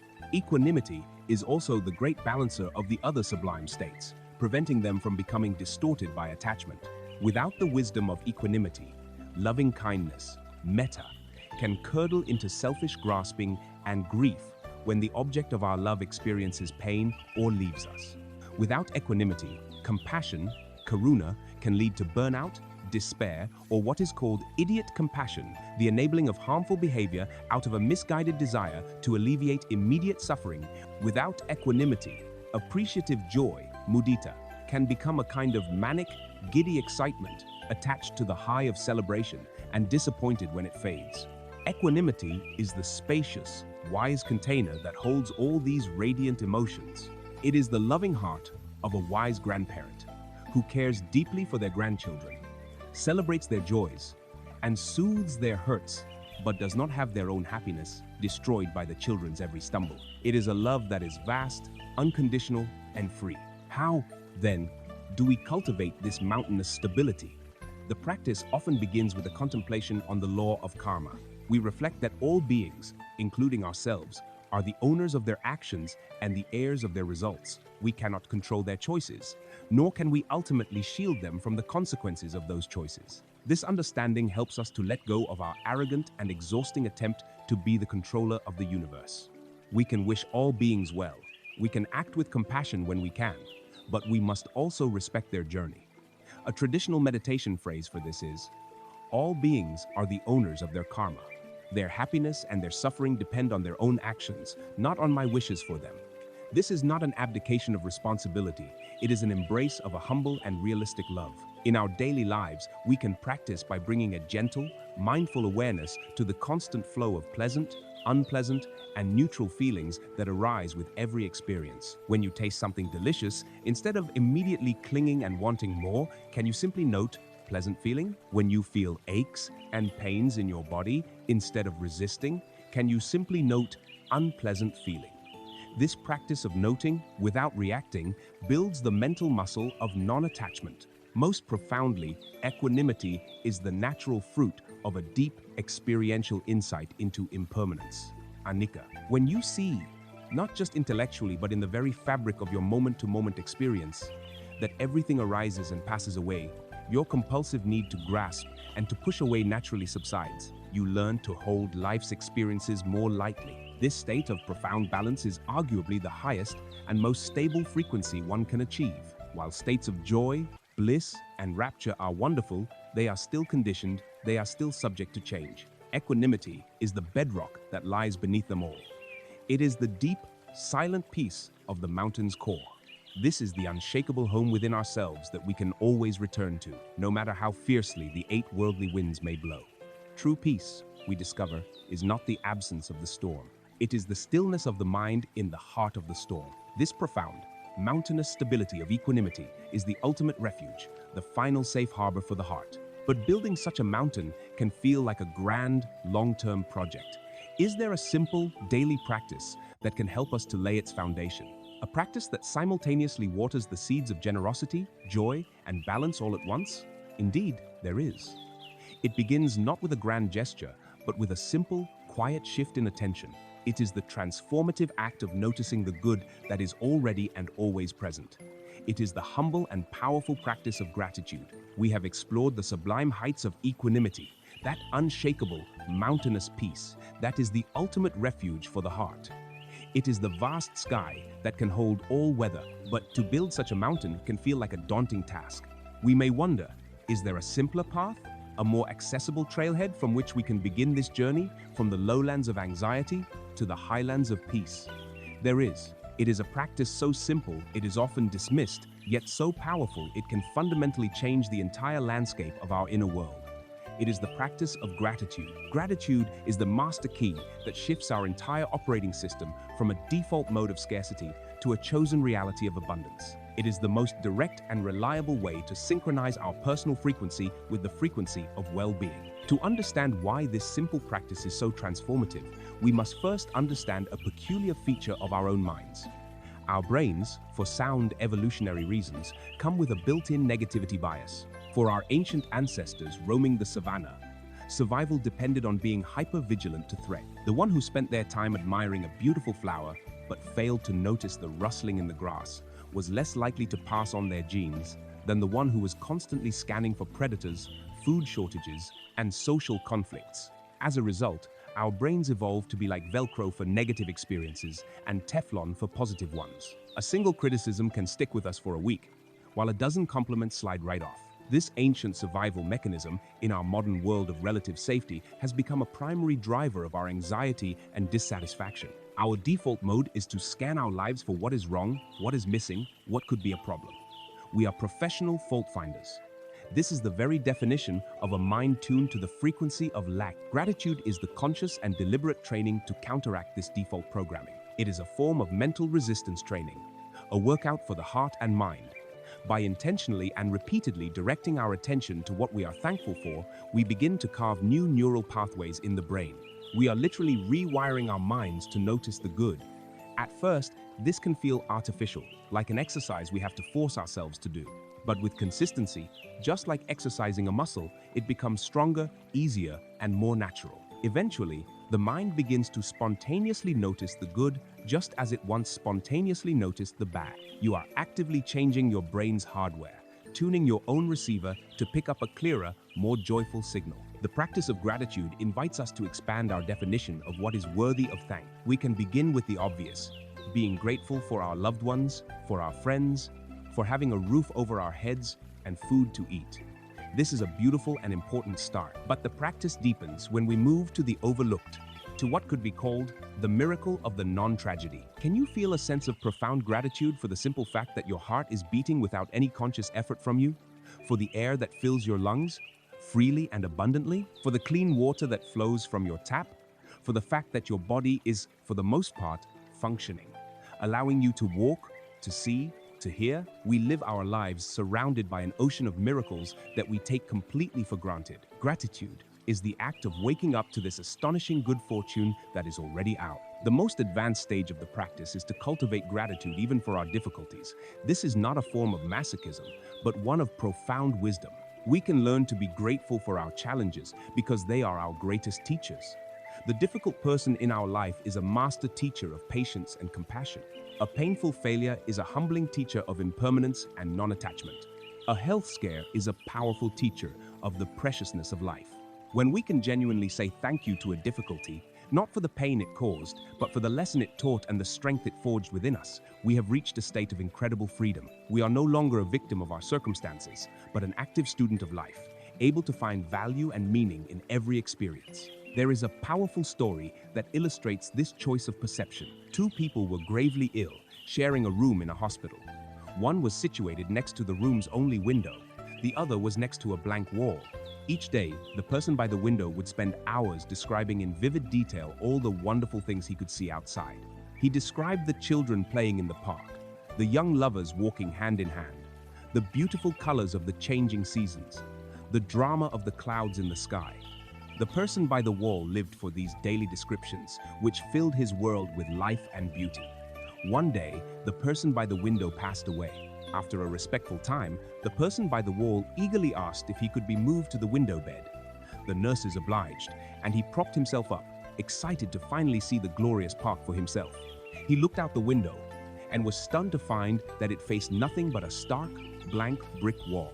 His friend, out of a spirit of pure generosity and a heart full of gratitude, had created that entire beautiful world from his own mind. This story presents us with the fundamental choice we face in every moment. We can spend our lives staring at the blank brick wall of our problems, our complaints, our resentments, and our perceived scarcities. Or we can choose to look through the window of gratitude to focus on the immense beauty, connection, and good fortune that is always available to us, if only we have the eyes to see it. The world does not change, our perception of it does. One of the most simple and effective ways to install this new perception is through the daily practice of keeping a gratitude journal. The instruction is simple. At the end of each day, take a few minutes to write down 3 to 5 specific things for which you are genuinely grateful. The key here is specificity. Don't just write, "I'm grateful for my family." Write, "I am grateful for the way my child hugged me when I came home from work today and how it made my whole body relax." Don't just write, "I'm grateful for my lunch." Write, "I am grateful for the surprising sweetness of the tomato in my salad and for the hands that grew it, transported it, and prepared it." This specificity forces your brain to relive the positive experience, to feel the emotion associated with it, which is what strengthens those neural pathways. This simple 5-minute practice, done consistently, has been shown to have a more significant impact on a person's long-term happiness than winning the lottery. It is the single most effective tool for shifting your baseline frequency from lack to sufficiency. This simple practice of gratitude is a master key. It unlocks the door to a reality where we are already rich, already blessed, already whole. It tunes our inner frequency to one of sufficiency and grace. But how do we maintain this frequency amidst the demands and pressures of the place where we spend most of our waking hours, our work? How can the very way we earn a living become not a source of stress and depletion, but a powerful expression of our highest values and a source of high-frequency energy? This crucial question brings us to the profound and practical wisdom of right livelihood. The practice of gratitude retunes our inner world, allowing us to perceive the profound abundance that is already present in our lives. It is a fundamental shift in our state of being. But for this inner richness to be stable, it must be supported by our actions in the outer world. We spend a vast portion of our waking hours engaged in work, in our livelihood. For many, this domain is the primary source of stress, depletion, and a feeling of meaninglessness. It becomes a low-frequency activity that we endure simply to acquire the means to feel better during the few hours we have left. This schism between our inner life and our work life is a major source of the static that disrupts our peace. The ancient wisdom of the Buddha addresses this directly, not as a side note, but as an essential component of a truly awakened life. It is the principle of samma ajiva, or right livelihood. Right livelihood is one of the pillars of the Noble Eightfold Path, the practical roadmap to liberation. It asserts that the way we earn our living is not separate from our spiritual practice. It is a part of our spiritual practice. At its most basic level, it provides an ethical foundation, guiding us to avoid work that causes harm to ourselves or to other living beings. Traditionally, this included abstaining from dealing in weapons, in poisons, in intoxicants, or in the trading of human or animal life for the purpose of harm.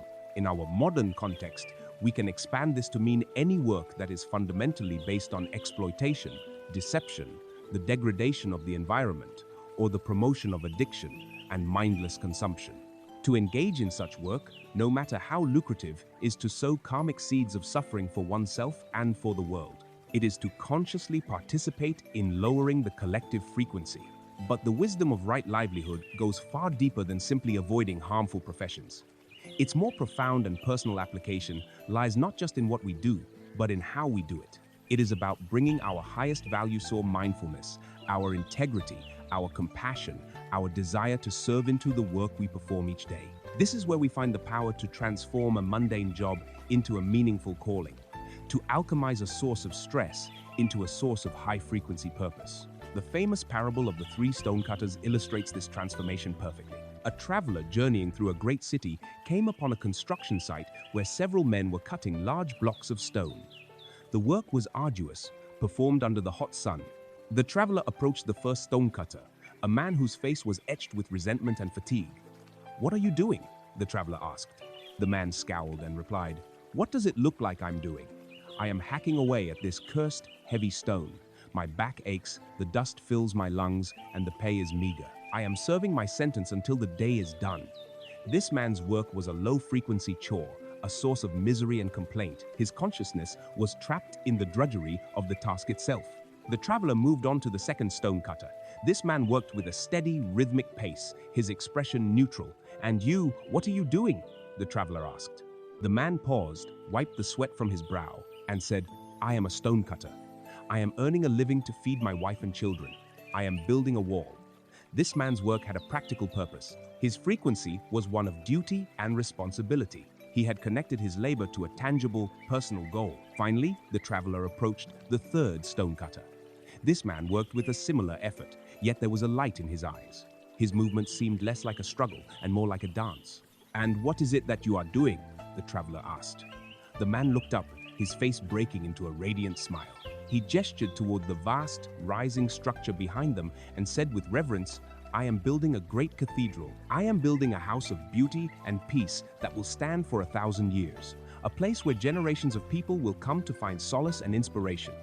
The physical task of all three men was identical. They were all cutting stone, but their inner experience, their frequency, their reality was worlds apart. The first man had a job, the second had a career, the third had a calling. This parable reveals the essential secret of right livelihood. The meaning of our work is not inherent in the task itself. It is determined by the intention and the view we bring to it. You have the power to be the third stonecutter, no matter what your job description says. You can infuse your work with purpose by consciously reframing it as a practice. You can practice mindfulness by bringing your full, undivided attention to the task at hand. When you write an email, just write the email with clarity and care. When you are in a meeting, just listen with an open and receptive mind. This simple act of being present dissolves the stress that comes from a mind that is always somewhere else. You can practice compassion by seeing your colleagues, clients, or customers not as objects, obstacles, or means to an end, but as fellow human beings, each with their own hopes, fears, and struggles. How can your work, in some small way, alleviate their suffering? A doctor does this by healing the body. A teacher does this by dispelling ignorance. But a janitor also does this by creating a clean, safe, and healthy environment. A barista does this by offering a moment of warmth and comfort in a cup. A person who codes software does this by creating a tool that solves a problem and makes someone's life easier. When you connect your daily tasks to the intention of service, your work is no longer about you. It is about your contribution to the interconnected whole. This shift in perspective forces us to reevaluate our cultural definition of wealth and success. We are taught to admire the person with the high-paying job, the fancy title, and the corner office. Yet, If that job requires them to compromise their integrity, if it fills their minds with constant stress and anxiety, if it disconnects them from their families and their own hearts, and if it contributes to harm in the world, is that person truly wealthy? From the perspective of right livelihood, they are suffering from a profound form of poverty.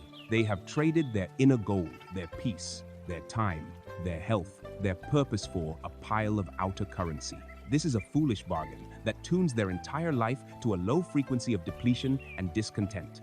True wealth is holistic. It is a life rich in time, rich in meaning, rich in positive relationships, and rich in inner peace. A livelihood that systematically destroys these things is, by definition, a wrong livelihood, regardless of the salary it provides. To align your life with right livelihood is to engage in a courageous inquiry. It is to ask yourself, does my work cause harm? Does it align with my deepest values? Does it allow me to be of service? Can I bring mindfulness and compassion into my daily tasks? Answering these questions honestly may lead to difficult choices. It may mean changing jobs, or it may mean radically changing the way you approach the job you already have. It is the sacred work of bridging the gap between who you are and what you do, creating a life of integrity and wholeness. When our work becomes infused with this kind of meaning and purpose, a fascinating thing happens. The frantic, desperate need for more money, more status, and more material possessions, as a compensation for a meaningless life, begins to fade. We find a deep satisfaction in the work itself. We realize that the true reward is not the paycheck, but the person we become through the practice of our work. This insight naturally leads us to discover a counterintuitive and deeply liberating secret of a high-frequency life, the profound and elegant richness that can be found not in having more, but in needing less. It is the discovery of the wealth of simplicity. Having discovered the profound meaning that comes from aligning our work with our deepest values, we begin to notice a natural shift in our priorities. When our livelihood itself becomes a source of purpose and satisfaction, the compulsive need for external rewards and material distractions starts to wither away. We are no longer working a job we dislike to buy things we don't need to impress people we don't know. This awakening leads us directly to a powerful, countercultural, and deeply liberating truth. The greatest wealth is not found in accumulation, but in simplicity. This is the discovery that in order to have more, you often need to own less. Our modern world is built upon a great and seductive deception. The promise that happiness is available for purchase. We are relentlessly bombarded with messages telling us that the next acquisition, the newer car, the faster phone, the more fashionable clothes will be the thing that finally fills the void, that quiets our restless hearts. We buy into this promise, and in doing so, we encumber our lives in ways we rarely stop to consider. The things we own end up owning us. They own our future income through debt. They own our time and energy through the constant need for cleaning, organizing, storing, and maintaining them. And most significantly, they own our peace of mind. Every possession is another thing to worry about, another thing that can be broken, stolen, or lost. It is another anchor that attaches us to the turbulent worldly winds of gain and loss.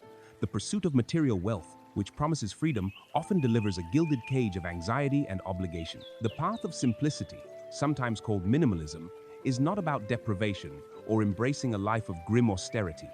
It is not a competition to see who can own the fewest things. It is about a radical shift from unconscious consumption to conscious, intentional living. It is the art of curating your life.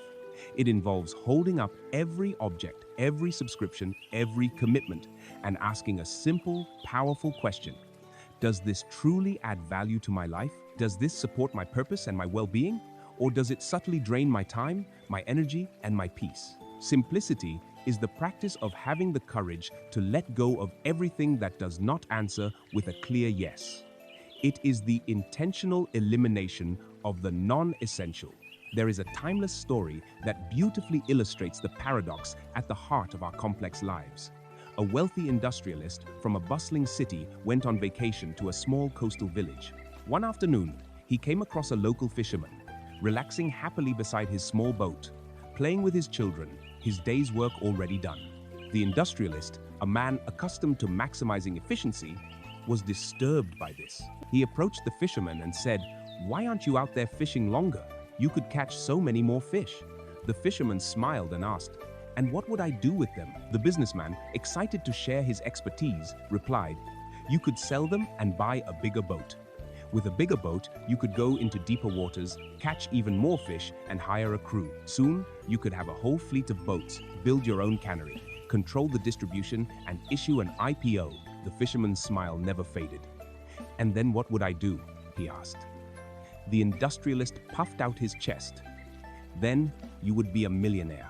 You could retire, move to a quiet little coastal village, and spend your days relaxing, playing with your children, and fishing just enough for your family." The fisherman looked at his children playing in the sand, then back at the bewildered businessman, and said gently, "But sir, I am already doing that." This story reveals the profound delusion under which many of us operate. We spend the best years of our lives sacrificing our health, our time, and our peace in a frantic pursuit of a state of being that is already available to us in this very moment. If only we had the wisdom to simplify our needs. We are the businessman, so busy building an empire that we forget the simple joy the empire was supposed to provide. Simplicity is the wisdom of the fisherman. It is the realization that true wealth is not about the capacity to acquire more, but the freedom that comes from needing less. This principle extends beyond the physical. There is a direct and undeniable link between our outer environment and our inner state.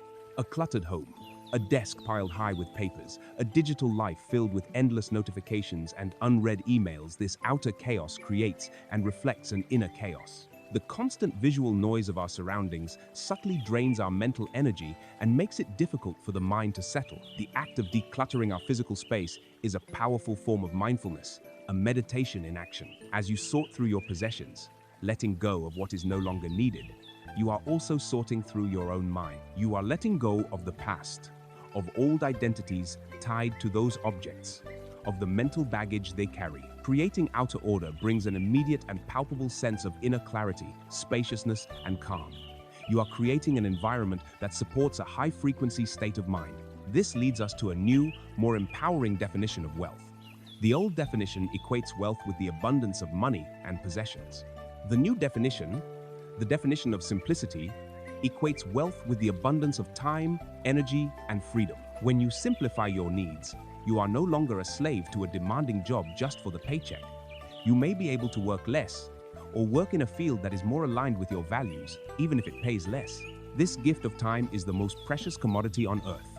It is time you can invest in your relationships, in your health, in learning, in silence, in your spiritual practice.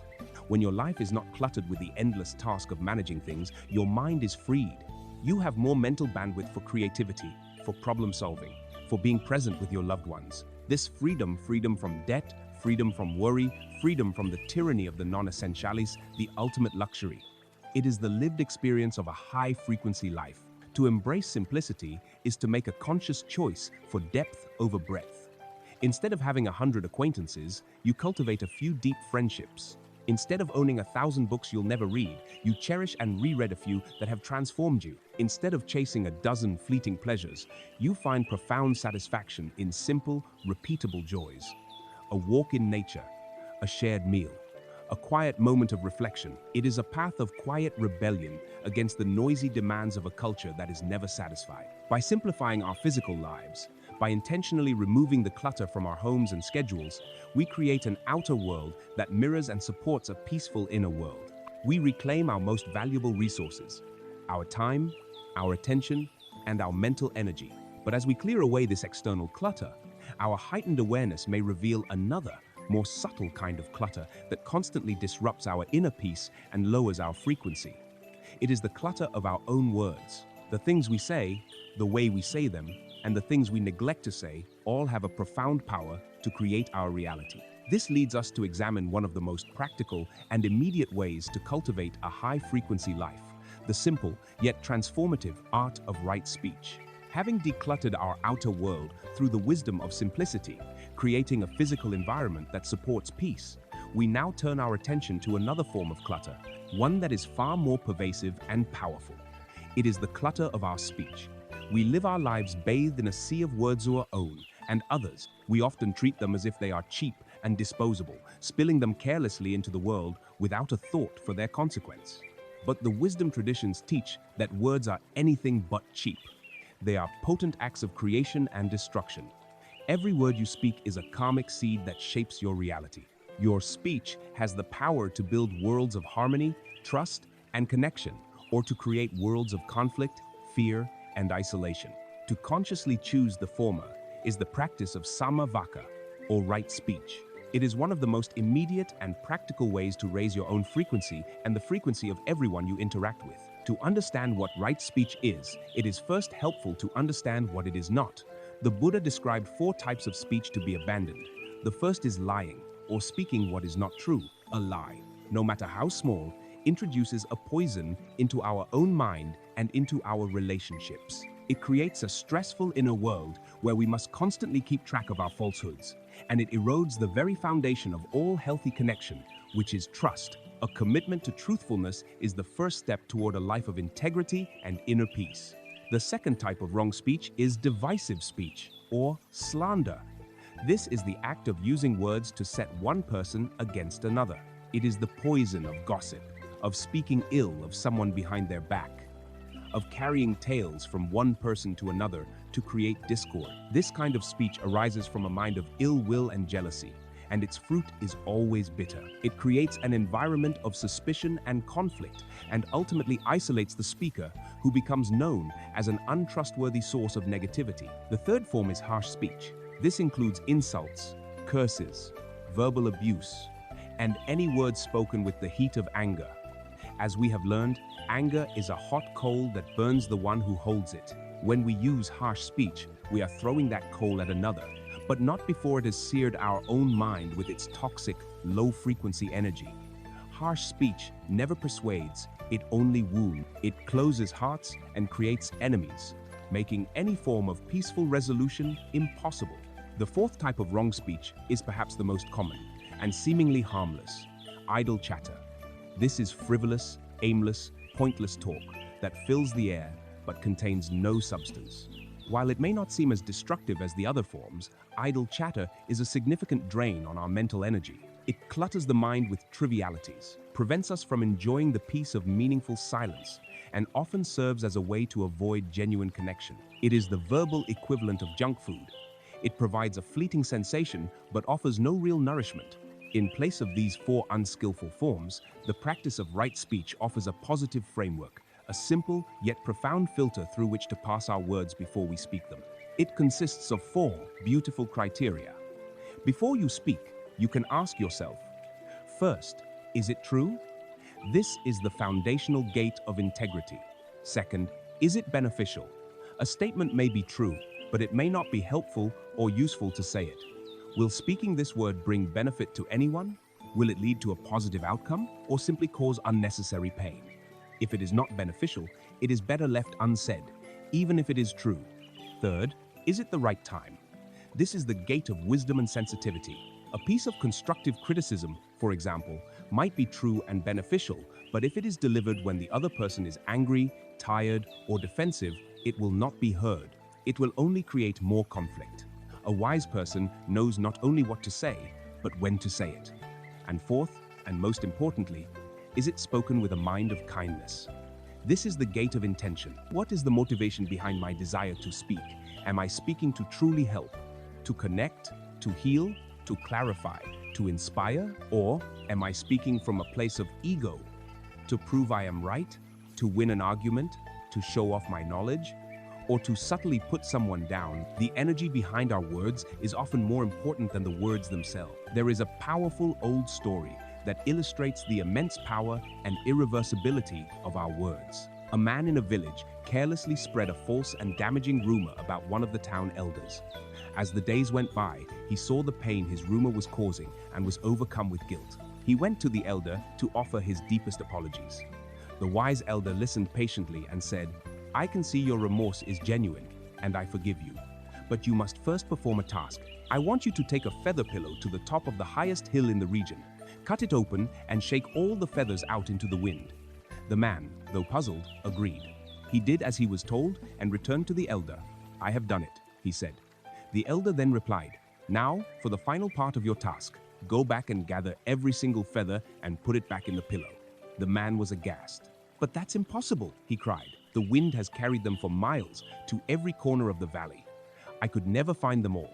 The elder looked at him with sad, knowing eyes and said, "Exactly. And so it is with your words. They have been carried on the winds of gossip to the ears of everyone in this valley and beyond. You can no more take them back than you can gather those feathers." This story teaches us the profound responsibility we carry every time we open our mouth. Our words are like feathers released into the wind. Once spoken, we lose all control over them. They can travel to places we never intended and cause damage we never foresaw. Every time we speak, we are choosing to release something into the world. Is it a feather of kindness, a feather of truth, a feather of healing, or is it a feather of malice, a feather of falsehood, a feather of division? We can think of our words as either medicine or weapons. A word of encouragement at the right time can be a life-saving medicine for a person in despair. A gentle word of apology can be a medicine that heals a wounded relationship. A word of truth spoken with compassion can be a medicine that dispels confusion. Conversely, a sharp, critical word can be a weapon that pierces another's heart. A sarcastic remark can be a weapon that belittles and demeans. A lie can be a weapon that destroys trust. Before you speak, ask yourself, am I reaching for medicine or am I reaching for a weapon? One of the most effective ways to cultivate the skill of right speech is to embrace the practice of noble silence. This is not an awkward, empty silence, but a rich, intentional silence. It is the conscious choice to refrain from speaking in order to create a space for deeper listening, listening to others, and listening to ourselves. You can practice noble silence by simply taking a mindful pause before you answer in a conversation. In that brief pause, you can check your intention and choose your words wisely. You can practice it by turning off the radio or podcast in the car and simply being present with the journey. In this quiet, you begin to notice the mind's own restless chatter, its compulsive urge to comment and judge. Seeing this impulse is the first step to taming it. When you practice noble silence, you begin to appreciate the true value of words. They become more precious. And when you do choose to speak, your words carry more weight, more meaning, and more power to heal. By simplifying our physical lives and purifying our speech, we clear away much of the external and internal clutter that disturbs our peace. We create a life that is more harmonious, more honest, and more intentional. Yet sometimes, even within this newfound clarity, we may feel the persistent pull of a low-frequency state, a deep-seated anxiety, a recurring sadness, or a reactive anger whose source seems mysterious. Often, these states are not simple reactions to the present moment, but are, in fact, echoes of the past. They are the subtle vibrations of old, unhealed wounds from our history. To find the deepest level of unshakable peace, we must have the courage to gently turn our awareness inward and attend to these ghosts of our past. This brings us to the tender, courageous, and essential work of healing the inner child. As we clear the clutter from our lives through simplicity and purify our interactions through right speech, we create a pristine inner and outer environment. We have tended to the present moment with great care, yet, for many of us, even in this newfound clarity, a persistent static remains. We might experience a recurring anxiety that has no obvious cause, a deep-seated sadness that lingers like a low-lying fog, or a flash of reactive anger that feels far bigger than the situation that triggered it. These are the moments when we realize we are not just reacting to the now, we are reacting to echoes of the past. To find the deepest and most enduring peace, we must have the courage to turn inward and attend to these old, unhealed wounds. This is the tender and essential work of healing the inner child. Within each of us, regardless of our age, there exists a part of our consciousness that is still a child. This is the part that holds our earliest experiences, our most vulnerable feelings, and our most fundamental beliefs about ourselves and the world.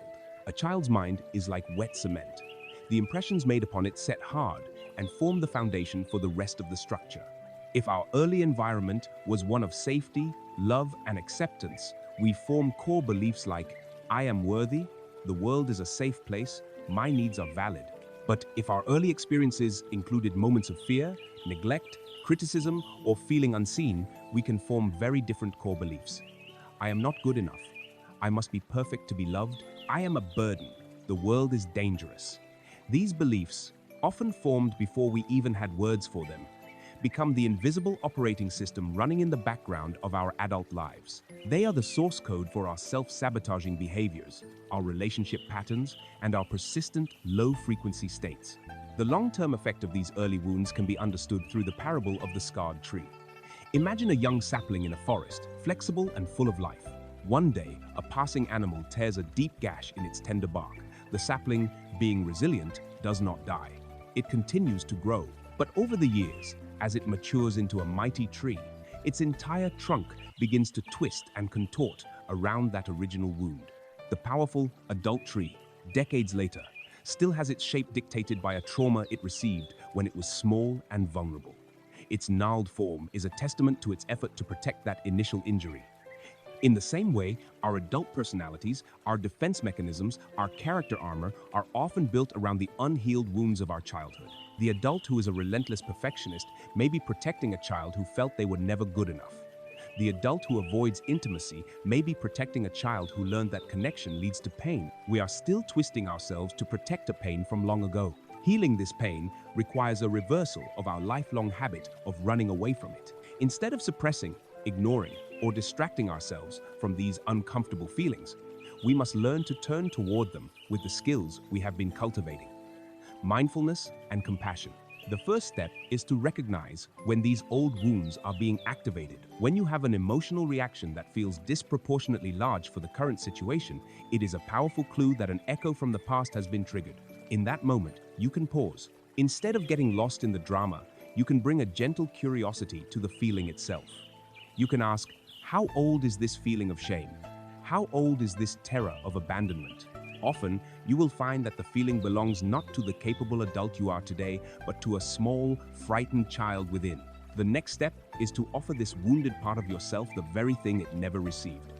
You can practice this as a gentle meditation. Visualize your present-day adult self, full of the wisdom and strength you now possess, going to that small child within. See them in the moment of their original pain, and instead of judging them or telling them to get over it, you offer them your compassionate presence. You can visualize kneeling down, holding them, and speaking to them with the kindness they always deserve. You can say, I see you. I hear how scared you are. I am so sorry you had to go through that alone. You did nothing wrong. You are safe now. I am here, and I will not leave you. This is not just a psychological trick. It is a profound act of metta, of loving kindness, directed at the parts of yourself that need it most. You are reparenting yourself with the love and acceptance that may have been missing. From this place of safety, you can begin to listen. You can ask that child part of you, what do you need? What have you been trying to tell me all these years? You listen not to analyze, but to validate. You allow the old grief, the old anger, the old fear to finally be felt and expressed in the safe container of your adult awareness. This is how the trapped, low-frequency energy of the past is finally allowed to move and be released. A central part of this healing process is the practice of forgiveness. This is often deeply misunderstood. Forgiving someone who has hurt you is not about condoning their actions. It is not about forgetting what happened or even necessarily reconciling with them. Forgiveness is a profound act of self-love. It is the decision to stop carrying the heavy, toxic burden of resentment and hatred in your own heart. It is canceling a debt you were forcing someone else to pay, a debt they were never going to acknowledge. It is the choice to put down the hot coal, not for their sake, but for yours, so that your hand may finally heal. Equally important, and often more difficult, is the practice of forgiving ourselves. We must forgive ourselves for the mistakes we made when we were operating from our woundedness. We must forgive ourselves for not knowing then what we know now. We must offer ourselves the same unconditional grace we would offer a dear friend who has stumbled. The goal of this tender work is not to erase the past. That is impossible. The scar on the tree remains. The goal is to change our relationship with the past. We are aiming for integration, not amputation. When a wound is healed, the memory of it no longer has the power to control our present-day behavior. It is no longer an active, painful trigger. Instead, it becomes a part of our story that has been integrated with wisdom and compassion. The scar becomes a source of our strength, a testament to our resilience, and a foundation for a deeper empathy for the suffering of others. The tree, though scarred, can now grow straight and true towards the sun, no longer contorted by the pain of its past. This gentle work of healing our past wounds is perhaps the deepest form of inner decluttering. It releases the old, trapped, low-frequency energies that may have been dictating our lives for decades. It requires immense courage to face the pain, immense compassion to hold it, and a stable, clear mind to navigate the process without becoming overwhelmed. While mindfulness gives us the initial light to see these wounds, to truly heal them, and to gain unshakable insight into the deep structures of our minds, we may need a more powerful and focused tool. We may need to go beyond simply observing the turbulent surface of the mind to calming its very depths and illuminating its hidden corners. This brings us to the profound and transformative practice of deep meditation. Having journeyed inward to gently heal the wounds of the past, we arrive at a place of greater inner wholeness. We have used our mindfulness to illuminate the dark corners of our history and our compassion to soothe the echoes of old pain. But to achieve a truly unshakable peace, to transform our frequency at the deepest possible level, we need to go beyond simply observing our mental states. We need a method to both calm the agitated waters of the mind and to develop the penetrating clarity that can see to the very bottom of the lake. This is the role of formal meditation. If mindfulness is the flashlight we carry, meditation is the dedicated practice of upgrading that flashlight to a powerful, high-intensity searchlight and learning to use it with surgical precision. It is important to distinguish between mindfulness and meditation, as they are often used interchangeably. Mindfulness, as we have explored, is the faculty of present moment awareness without judgment. It is a quality you can bring to any activity: washing the dishes, walking, listening to a friend. Meditation is the formal training ground where we systematically cultivate and strengthen that faculty. Mindfulness is like having good eyesight. Meditation is the practice of regularly cleaning your glasses and performing eye exercises to make that vision sharper, clearer, and more reliable. It is the dedicated time we set aside to work with our minds in a focused and structured way. The classical path of meditation involves the development of two essential qualities, like the two wings of a bird. Both are necessary for flight. The first wing is samatha, which translates to calm, tranquility, or concentration. The second wing is vipassana, which means insight or clear seeing. The entire practice can be understood through the beautiful analogy of a lake. Our ordinary mind is like a lake whipped into a frenzy by the winds of daily life. The water is choppy and full of mud churned up from the bottom. In this state, the water cannot reflect the sky clearly, and it's impossible to see what lies on the lakebed.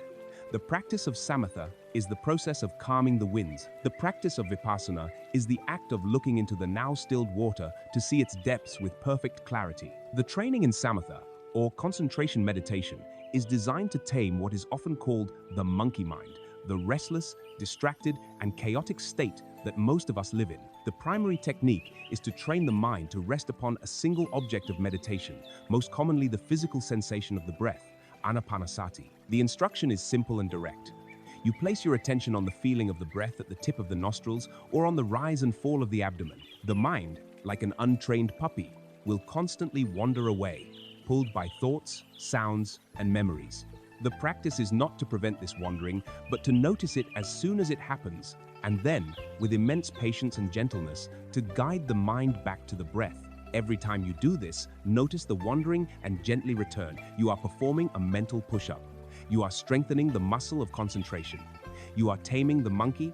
Over time, with consistent practice, the mind begins to settle. The periods of distraction become shorter, and the periods of focused attention grow longer.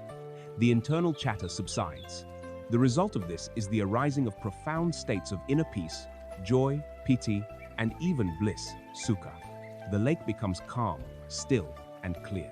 This is not the ultimate goal of the path, but it is a vital and necessary stage. A calm, concentrated mind is a happy mind, but more importantly, it is a powerful and workable mind. It is like sharpening a surgeon's scalpel before performing a delicate operation, or tuning a guitar before playing a beautiful piece of music. Samatha practice makes our mind a fit instrument for the real work of liberation. With this now calm, clear, and sharpened instrument, we can turn to the practice of vipassana, or insight meditation. The goal of vipassana is not just to feel calm, but to see reality as it truly is. It is the practice of wisdom. With the stabilized mind, we systematically turn our attention to the nature of our own experience. We observe the ever-changing flow of our thoughts, feelings, and bodily sensations, not getting lost in their content, but examining their fundamental characteristics. We watch a thought arise in the mind, we see it exist for a moment, and we watch it vanish. We feel an itch on our arm, and instead of scratching, we observe the pure sensation of itching as it intensifies, changes, and eventually disappears. Through this sustained, microscopic observation of our own lived reality, we begin to have direct, experiential insights into the three marks of existence. We don't just think that everything is impermanent, anicca. We see it directly, moment after moment, as every sensation and thought dissolves as soon as it arises. We don't just believe in the concept of not self, anatta. We look for the I who is thinking, the I who is feeling, and we cannot find a solid, separate entity. We find only the impersonal processes of thinking and feeling themselves. This is not a philosophy. It is a direct perception. It is this direct seeing, this panna, that cuts the root of delusion. When you see for yourself that there is no permanent self to defend and aggrandize, the fires of greed and hatred lose their fuel and begin to burn out naturally. It is crucial to understand that meditation is not an escape from the world. It is the exact opposite. It is a courageous training to be able to engage with the world more fully, more effectively, and more compassionately. It is the warrior's practice of sharpening their sword in private so they can act with skill and precision on the battlefield of life. It is the musician retiring to their room to practice scales so they can join the orchestra and contribute to a symphony of harmony. Through meditation, we fill our own cup so that we may have something to offer a thirsty world. We charge our own battery so that our light may shine more brightly for the benefit of others. As we go deeper into this silent, internal exploration, a remarkable shift begins to occur. As the noisy chatter of our own ego quiets down, we begin to perceive a deeper reality.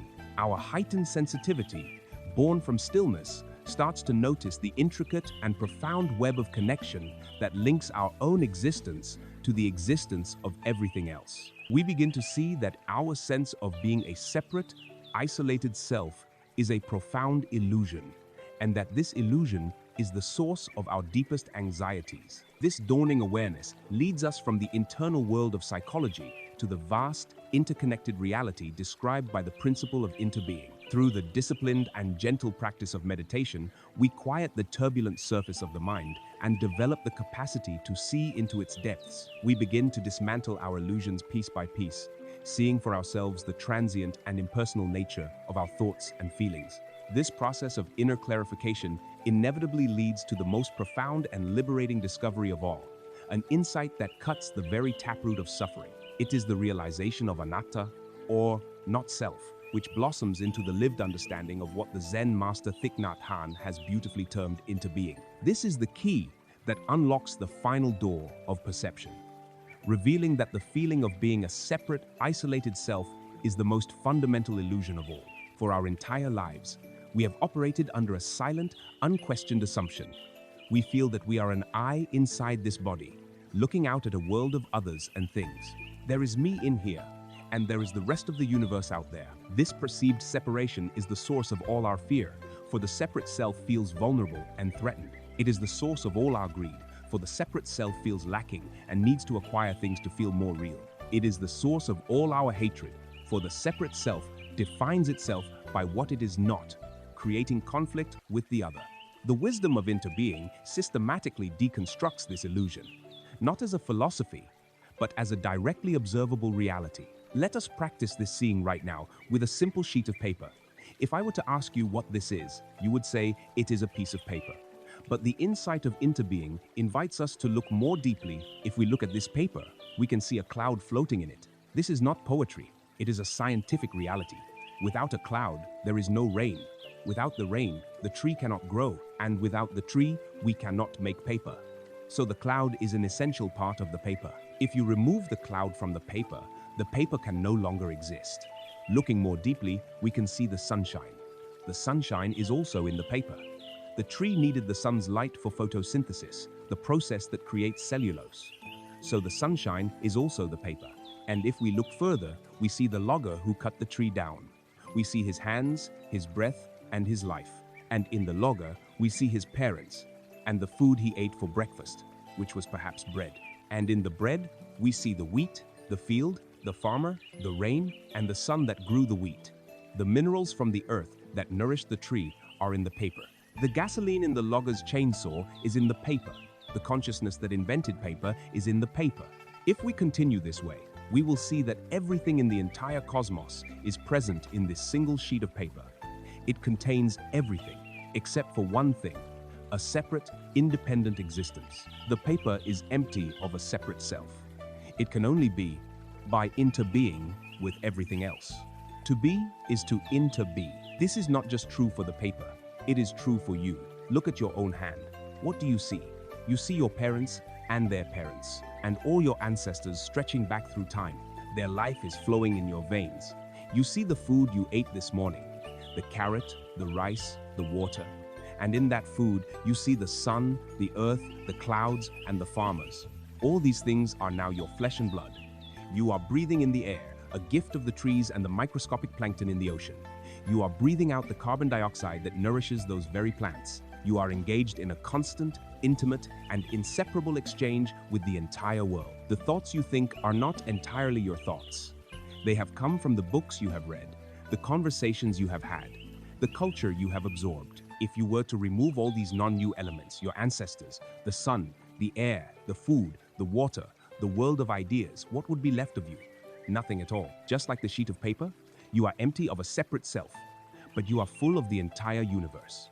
This is the profound truth of interbeing. It is not a belief to be adopted, but a reality to be directly experienced in the quiet of a mindful and concentrated mind. The moment this insight begins to dawn, the entire foundation of our suffering starts to crumble. The poison of envy, for example, is predicated on the idea that another person's success is separate from our own. But in the light of interbeing, their success is our success. We are cells in the same body. When one part of the body is healthy and thriving, it contributes to the well-being of the whole. Their joy is not a threat. It is a contribution to the collective well-being of which you are a part. Competition becomes a meaningless concept. How can your right hand be in competition with your left? Harming another person or the planet is revealed to be an act of profound ignorance, like a hand unknowingly cutting itself. Compassion, karuna, is no longer a virtuous quality we must struggle to cultivate. It becomes the natural, spontaneous, and only logical response to reality. When we see another suffering, we no longer see a separate other. We see a part of our own larger self that is in pain. Their suffering is our suffering, and the desire to alleviate it arises as naturally as the desire to pull our own hand from a fire. Responsibility also takes on a new meaning. It is no longer a heavy burden, but a joyful expression of our connection. We realize that our every thought, word, and deed sends ripples through this intricate web of life. Our personal frequency is not personal at all.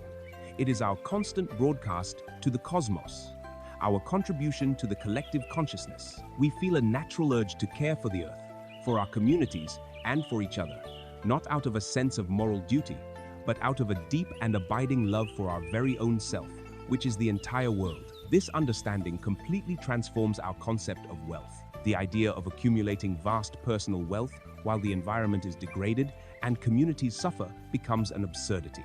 It is like a liver deciding to hoard all the body's nutrients for itself, causing the heart and lungs to fail. A very wealthy liver in a dying body is not wealthy at all. True wealth, seen through the lens of interbeing, is the well-being of the entire system.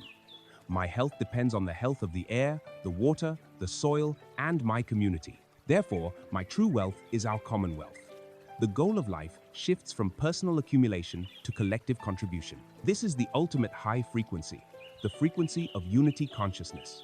It is the realization that we are not separate droplets, but the entire ocean. Living from this realization is the culmination of the path. It requires us to constantly bring this insight into our daily activities, to see the sun and clouds in our food as we eat, to feel our connection to the trees as we breathe, to see the shared humanity in the eyes of others as we interact. This profound realization of interbeing is the ultimate shift in consciousness, the final antidote to the poison of delusion. It dissolves the root of all fear and separation. But to live from this place of profound connection, to maintain this high frequency in a world that constantly bombards us with messages of individualism, separation, and competition, requires a specific kind of inner strength. It requires the ability to trust in a process that is slow and organic, to hold steady when our old habits of separation re-emerge, and to wait for the seeds of our wholesome actions to ripen in their own time. This brings us to a quiet but essential virtue for the long journey, the great and steadying power of patience. Having journeyed to the profound realization of interbeing, we see with clarity that our lives are woven into the fabric of the entire cosmos. We understand that our well-being is inseparable from the well-being of all. This insight is the ultimate source of peace. Yet, to embody this truth in a world that operates on the illusion of separation is the work of a lifetime. The seeds of wisdom we plant do not sprout overnight. The deep-seated habits of the ego do not vanish in a single flash of insight. The journey of transformation requires one final, essential, and often overlooked virtue. It is the quiet, steady, and immensely powerful quality of kshanti, or patience. In a culture that worships speed and demands instant gratification, patience is not a weakness, it is a superpower. It is the fertile ground in which all other virtues can mature and bear fruit. Impatience, its opposite, is a subtle form of violence. It is a manifestation of aversion, the second poison. It is the painful feeling that arises when reality is not unfolding according to our personal, ego-driven timeline. At its root, impatience is a form of arrogance. It is the belief that we know better than the natural, intricate unfolding of causes and conditions. This inner resistance to what is creates a state of constant, low-grade stress and agitation. It is the frenetic, low-frequency energy of "are we there yet?" which prevents us from ever being truly where we are. Patience is the antidote. It is the calm, wise acceptance of the present moment, coupled with a deep trust in the process of life. It is not passive waiting, it is an active, engaged, and peaceful presence. The practice of patience unfolds in three primary arenas. The first, and arguably the most crucial, is patience with ourselves. As we walk this path, we will stumble. The old habits of the mind, the inner critic, the flash of anger, the pull of a familiar craving will inevitably resurface. In these moments, the impatient mind reacts with harsh self-judgment. I should be over this by now. I have failed again. This inner critic is a cruel and ineffective teacher. The patient mind, however, meets these moments with a vast and tender compassion. It recognizes the old pattern with a gentle, knowing smile. Ah, this old friend has come to visit again. It is okay. I see you. It is the difference between yelling at a child who has fallen off their bicycle and gently helping them up, dusting them off, and encouraging them to try again. Patience with ourselves is the understanding that healing is not a linear process. There will be progress and there will be setbacks. True growth requires the grace to allow for both. The second arena is patience with others. Just as we must be patient with our own slow unfolding, we must be patient with the journeys of those around us. Other people will not always meet our expectations. They will act from their own conditioning, their own fears, and their own unhealed wounds. The impatient mind demands that others change to suit our needs, leading to frustration, conflict, and broken relationships. The patient mind, grounded in the wisdom of karma and interbeing, understands that every person is on their own path, ripening at their own pace. We cannot force a flower to bloom by tearing at its petals. We can only provide the right conditions, the sunlight of our kindness, the water of our compassion, and allow them the space to grow in their own time. This kind of patience dissolves conflict and becomes a source of great peace in our relationships. We cease to be a judge and instead become a safe harbor. The third arena is patience with the process of life itself. This is patience with the ripening of karma. We have been learning to diligently plant wholesome seeds in the field of our life seeds, of generosity, kindness, clarity, and wisdom. But seeds take time to germinate. A wise farmer does not plant a seed in the morning and then return in the afternoon, digging it up frantically to see if it has sprouted. This would only destroy the potential for growth. The farmer trusts the process. They know that with the right conditions, the seed will grow in its own natural time. In the same way, we must trust that our skillful actions will bear fruit. We may not see the results immediately. We may practice for weeks, months, or even years with little apparent change. This requires a deep faith and trust in the law of cause and effect, a letting go of the ego's need for constant validation and immediate results. The parable of the Chinese bamboo tree is a perfect illustration of this principle. When the seed of this remarkable tree is planted, it must be watered and nurtured every day. For the entire first year, nothing appears above the ground. The second year, the farmer continues to water and care for the soil, and still, there is no visible growth. The third and fourth years pass in the same way. An impatient person would have long given up, concluding that the seed was dead or that their efforts were useless. But the wise farmer continues, knowing that something profound and invisible is happening. Beneath the surface, the bamboo is building a vast and incredibly complex network of roots, establishing a foundation strong enough to support its future growth. Then, in the 5th year, a miracle seems to occur. The bamboo shoot finally breaks through the soil, and it grows with an almost unbelievable speed, shooting up to heights of 80 or 90 feet in just a few short weeks. But was this sudden growth a result of only those few weeks? Of course not. It was the result of 5 years of patient, faithful, and often unrewarded cultivation. Its spectacular outer growth was made possible only by its long period of unseen inner development. Our spiritual practice is exactly like this. The long periods of daily meditation, of practicing kindness when it's difficult, of watching our thoughts when we feel we are making no progress, these are our root-building years. We are establishing the foundation. We are building the inner strength and stability that is unseen by the world. The moments of sudden insight, the breakthroughs in compassion, the tangible shifts in our state of being, these are the bamboo shoots that emerge when our root system is finally ready. Patience is the wisdom that allows us to keep watering the ground, trusting in the unseen growth, even when there is no external evidence of progress. This long-term perspective is a hallmark of a truly wealthy mind. The mind of scarcity is impatient. It needs a quick return on its investment because it feels it is running out of time. The mind of abundance, the mind that is secure in its own nature, can afford to wait. It knows that all good things take time to mature. It is not rattled by temporary droughts or storms because it is focused on the long, inevitable arc of the harvest. This inner stability, this trust in the process, is a form of profound wealth. This quiet, steady power of patience allows our inner transformation to unfold organically, not as a frantic, forced project, but as the natural, graceful growth of a well-tended garden. It allows us to harmonize ourselves with the deep, natural rhythms of life, rather than constantly struggling against them. And as we practice generosity, compassion, wisdom, and patience, we find that all of these virtues have a common direction. They all serve to train our attention, to pull it back from the regrets of the past and the anxieties of the future, and to place it firmly in the only time that life ever truly exists. This brings us to the culmination of our journey, the art and the power of living in the now. We have come to the culmination of our long journey inward. We began by examining the frantic, endless chase for happiness, the illusion that peace could be found somewhere in the future. We then turned our awareness around, exploring the inner world of the mind. We identified the poisons of greed, hatred, and delusion that cloud our perception and lower our frequency. We learned the antidotes, the arts of letting go, of compassion, and of wisdom. We tended to our inner garden by cultivating generosity, joy, patience, and simplicity. We purified our speech and began to heal the wounds of our past.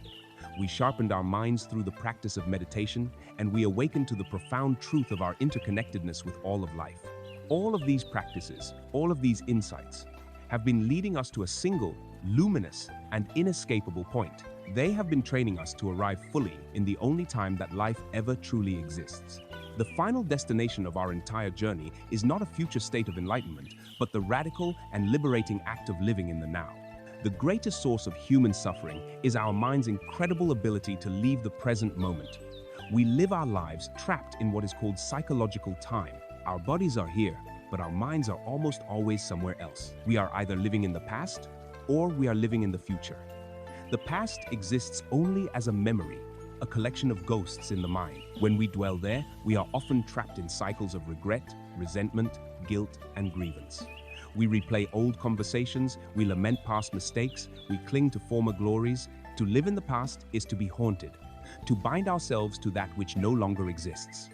This is a primary cause of depression. The future, on the other hand, exists only as a projection, a fantasy, a phantom created by the mind. When we live in the future, we are trapped in a world of anxiety, worry, planning, and restless striving. We are constantly leaning forward into the next moment, believing that then things will be better, that then we will finally be able to relax and be happy. This constant projection robs the present moment of all its vitality and joy. It turns the now into nothing more than a means to an end, a stepping stone to a future that never arrives in the way we imagine it.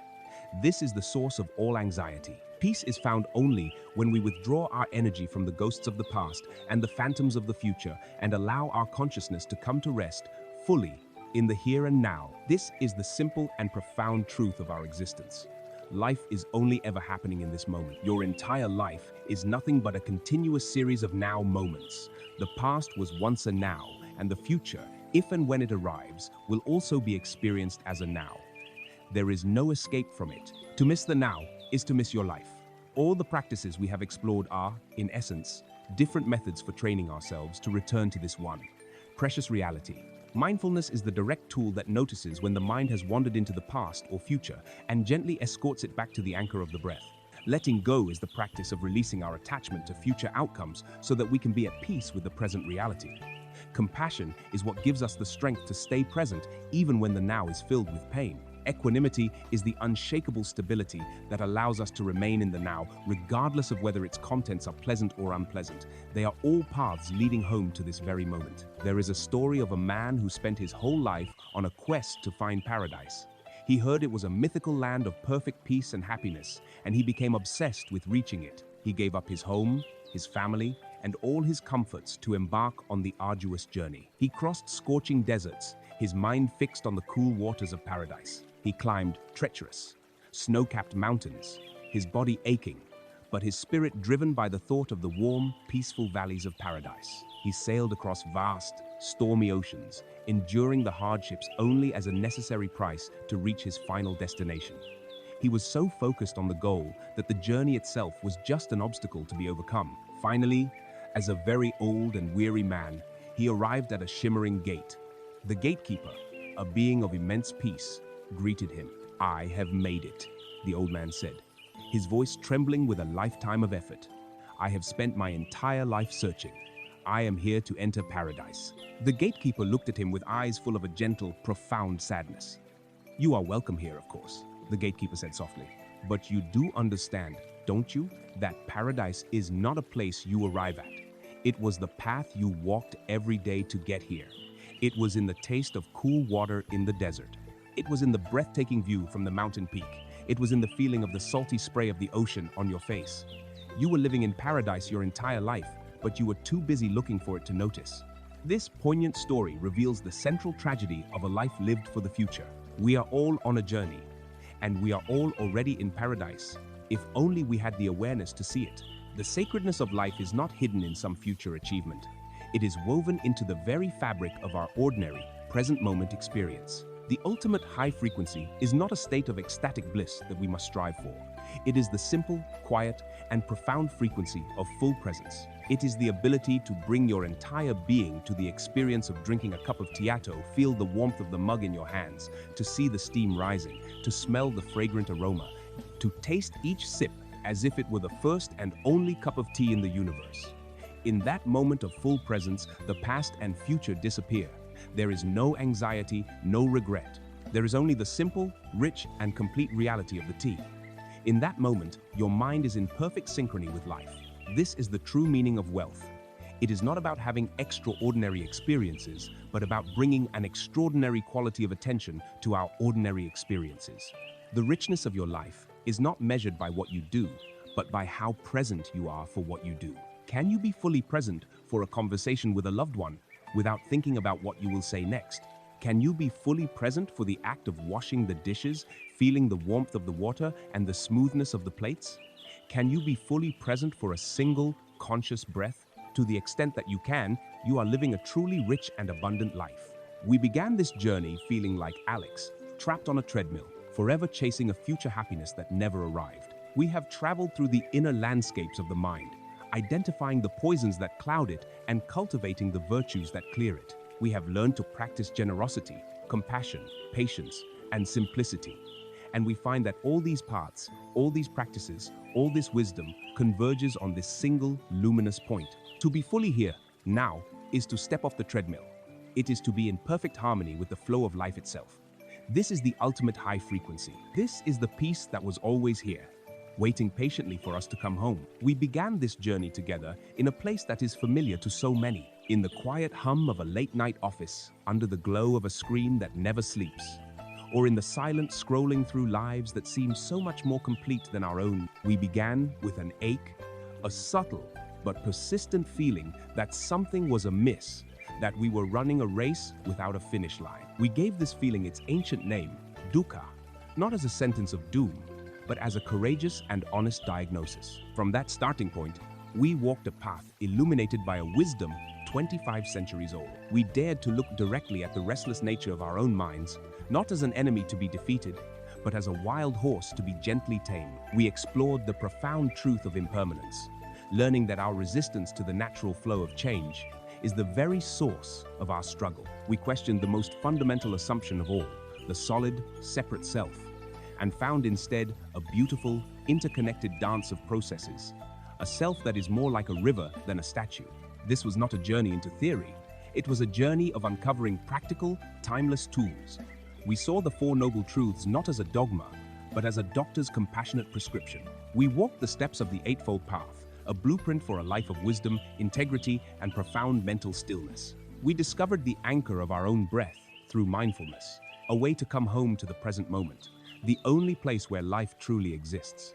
We learned to cultivate compassion, starting with ourselves, and to touch the world with a heart that understands rather than a mind that judges. And now, as we reach the end of this shared time, what is the ultimate message to carry forward? It is this: peace is not a destination you must travel to. It is not a prize to be won after a long and arduous battle. It is not the absence of noise, of difficulty, of loss, or of pain. Peace is the shelter you build inside your own heart. It is the quiet, unwavering space of awareness that can hold the storm of life without being broken by it. The world will always present challenges. The waves will always rise and fall. But you do not have to be the small boat tossed helplessly by the sea. You can become the sea itself, vast, deep, and unshakable. You do not need to become a monk or retreat to a distant mountain. The monastery is your own mind. The temple is your own body. The tools are already in your possession. Your breath is your anchor. Your awareness is your guide. Your capacity for kindness is your greatest strength. The journey is not over, because the journey is life itself. But now you walk it with a new map and a new light. Each mindful breath, each moment of choosing a kind response over a reactive habit, each instance of letting go, is a step toward the freedom that is your birthright. The shelter is not elsewhere. The shelter is within. And you can come home to it right now, in this very moment.